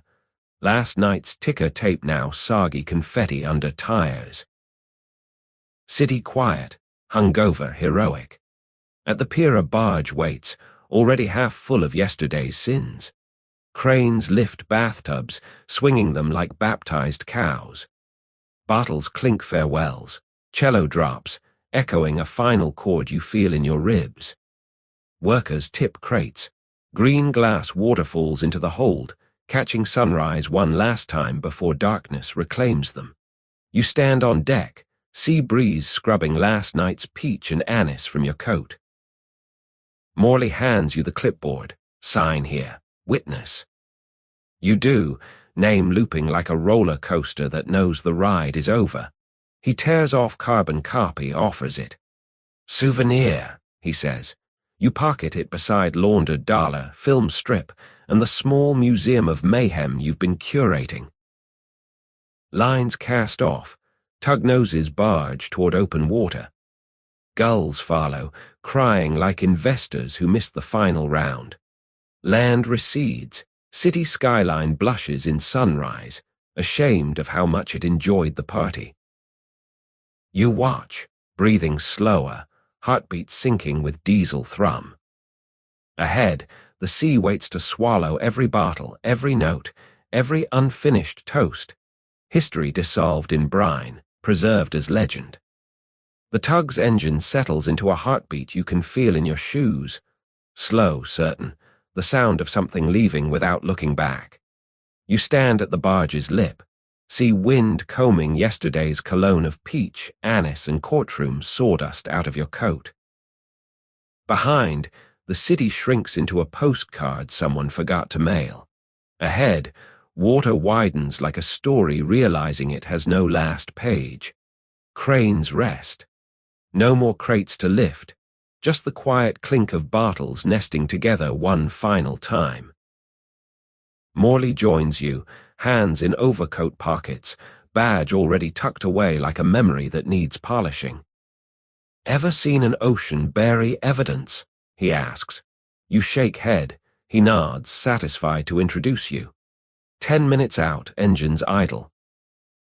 Deckhands unhook side panels. The barge's belly yawns. First slide is gentle. Bathtubs glide, white enamel catching sun like teeth before diving. They hit with a slap, disappear into green that closes over them without comment. Bottles follow, cascades of glass singing a single bright note that breaks against silence. You expect thunder, get whispers, glug, hiss, the hush of water accepting history's leftovers. The cello drops last. It turns mid-air, F-holes facing sky like eyes that once saw music and now see only escape. Splash, then a momentary moan as air escapes strings, an elegy in B-flat before it sinks, swallowed whole. Bubbles rise, silver coins spent on passage to nowhere. You breathe in salt, diesel, and the faint metallic zing of closure. Morley produces 2 paper cups, pours from a bottle he never logged. Confiscated from the confiscated, he winks. You clink. The rum tastes of warehouses, warehouses of cities, cities of nights you'll retell until someone calls them fiction. Crew coils lines, starts engines for return. You take one last scan. Surface shows nothing, no floating neck of green, no ivory key, no bathtub lip waving goodbye. The sea keeps secrets better than priests, better than nuns, better than film strips hidden in wallets. You turn, see at your back. City growing larger like a second act, reconsidering its finale. Halfway home, Morley hands you the clipboard copy again, this time folded into a paper boat. Launch when ready, he says. You wait until the skyline is near enough to recognize its own reflection. You set the boat on the water watching you from the tug's wake. It bobs, white paper darkening, ink bleeding witness into brine. A swell lifts it, folds it, swallows it. Witness withdrawn. Dark approaches. Gulls wheel overhead, crying like district attorneys who lost the docket. Morley offers a final souvenir, his soon-to-be-retired badge, number rubbed smooth by years of raids that never quite stuck. Paperweight, he says. You accept. Metal feels warm, guilty. Pocket it beside rosary, decimeter, film strip, your portable precinct. Lines are tossed. Bumpers kiss tires worn smooth by every arrival that pretended it wasn't leaving. You step onto pier wood that remembers your shoes from dawn. Behind, the tug toots. Too short, one long Morse for case closed. You raise hand. Morley salutes, turns toward an office that will lock its doors tonight and never unlock them the same way again. You walk. City noise returns in layers, horns, whistles. A distant radio testing repeals first legal jingle. Somewhere a champagne cork pops. Somewhere a paint can dries in evidence. Somewhere a kazoo hums appellate notes into empty air. You keep moving, pockets clinking their curated guilt, heartbeat adjusting to terra firma that no longer needs to hide. Ahead, streets spread like options that have suddenly been told they're allowed to exist. You choose one at random, because random is now legal, and let footsteps write whatever comes next, each heel to toe a quiet acquittal echoing off bricks that remember everything, but are willing to forget. The street you pick is narrow enough that sunlight has to cue, polite British light tapping its foot while yesterday's shadows finish their coffee. Brownstones rise like well-behaved books, windows blinking awake. Somewhere a radio spills the morning's first legal jingle for breakfast beer, trumpets that sound embarrassed by their own legitimacy. You walk without destination because without is now licensed and bonded. Your shoes count cobblestones in slow Morse, case closed, case closed. Pockets jangle their private museum, badge, flask, film strip, paint label, paper boat confession, all suddenly artifacts, not ammunition. The city smells of toast, lilac, and the faintest exhale of river still digesting evidence. At the corner, a boy sells oranges that have never been hollowed out, filled with contraband and resewn. They're just oranges. You buy one. Peel releases a mist so innocent your eyes smart. Juice runs over laundered dollar in your pocket, waking the ink. You eat, leaning against a lamppost that no longer needs to look the other way. Across the way, a shop raises its grate. Inside, shelves of gleaming bottles, labels facing forward like debutantes. A clerk arranges them into pyramids of legitimacy. No code words, no side doors, no password involving Shakespeare. He catches your stare, smiles the way people smile when clocks work for them, not against. You nod, half expecting him to wink. He simply returns to stacking tomorrow's headaches in neat rows. You keep walking. A church bell tolls 10, pigeons lift, circle, settle, no longer carrying coded messages tied to their ankles. Somewhere behind you, a warehouse door stays shut, a submarine hums home, a nun requisitions new business cards. Ahead, the sidewalk widens into a small park where benches face a fountain that performs only one trick. Water goes up, water comes down, no hidden compartments. You sit. Sun finds your face, warms the last night chill from your collar. From a satchel you withdraw the paper boat manifest, the film strip hands, the decimeter calm and pale. One by one you drop them into the fountain. Paper softens, ink blooms, silver halide clouds the water momentarily, history becoming watercolor. The decimeter flips, shows a final yellow blink, safe. It sinks like a tiny submarine retiring. All gone except the badge. You palm it, feel its weight decide to stay, not as souvenir as balance. Proof that gravity once worked for the other side and still found you upright. You pocket it, lighter now, the way stories feel after they've been told to someone who listened.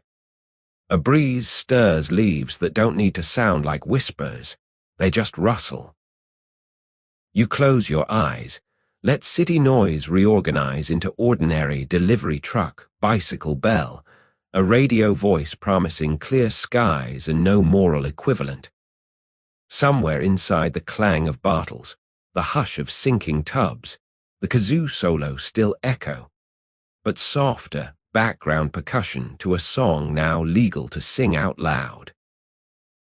You breathe in, orange, water, sun-warmed benchwood, breathe out, steam, diesel, salt. Both taste of continuation. Footsteps approach. A stranger asks directions to the nearest streetcar. You point, realize you finally know the way without checking shadows. He thanks you, leaves. The interaction completes itself. No code, no side eye, just two people sharing a map that's suddenly the same size as the country. You stand, stretch, choose a path that leads wherever daylight feels like going. Behind, the fountain keeps its simple promise, up, down, no secrets. Ahead, streets widen into avenues, avenues into horizon that no longer ends at a warehouse wall. You walk toward it, pockets almost empty, palms open, each heel to toe a quiet acquittal echoing off bricks that remember everything but are willing to forget. One step, another, into the bright, legitimate distance. Your steps slow to the hush of after-curtain footsteps, each breath a little longer, a little softer. The city's distant horns fade into the gentle hush of a tide that has nothing left to prove. Feel the bench beneath you, steady as a promise kept. Let it hold your weight while you let go, inch by inch. The orange taste on your tongue lingers like a lullaby, sweet and simple, asking nothing of you except the next easy exhale. In your pocket, the badge rests, metal warming against palm, a small, cold moon now settled. Nothing to chase, nothing to hide, only the quiet click of memory closing its own door. Behind your eyes, pictures loosen, a submarine's soft descent, nuns laughing into sleeves, a paint can learning to swim. They float away, gentle as paper boats, until they're only colors behind eyelids, soft greens, peach, candle gold. Breathe in cool air, river washed. Breathe out, warmth, the day's small furnace easing. Hear the fountain up, down, hush, hush, water counting heartbeats slower than before. Each breath is slower, each breath is softer, the night leaning closer to tuck the horizon under your ribs. You are safe. There is nothing left to do tonight except listen to the world settle into its own mattress of distant engines and dreaming pigeons. Let your shoulders drop, first one, then the other, like coats slipped onto a chair nobody's watching. Feel the weight of the badge lighten until it's only gravity doing what gravity does, holding, not asking. Somewhere a chandelier of bottles still glitters, but its light is far away now. Starlight, harmless. The river keeps its secrets, the city rolls over and murmurs in its sleep. You are part of that murmur, soft syllable of someone who walked the story and lived to tell it quietly to himself. Breathe in, cool silver. Breathe out, warm gold. Let the breath slow, slower, until it matches the gentle hush of the fountain, the hush of the tide, the hush of a world that has decided you can rest now. Eyelids heavy, limbs loose, the bench becoming cloud, the cloud becoming dream. Candlelight fades, rivers flow under moonlight, stars gather overhead like quiet jurors who voted to acquit you long ago. Nothing to prove, nothing to carry, just the slow rocking of breath, the soft cradle of night. Sleep gently. You are safe. The story is over, the dream is beginning. Sweet dreams.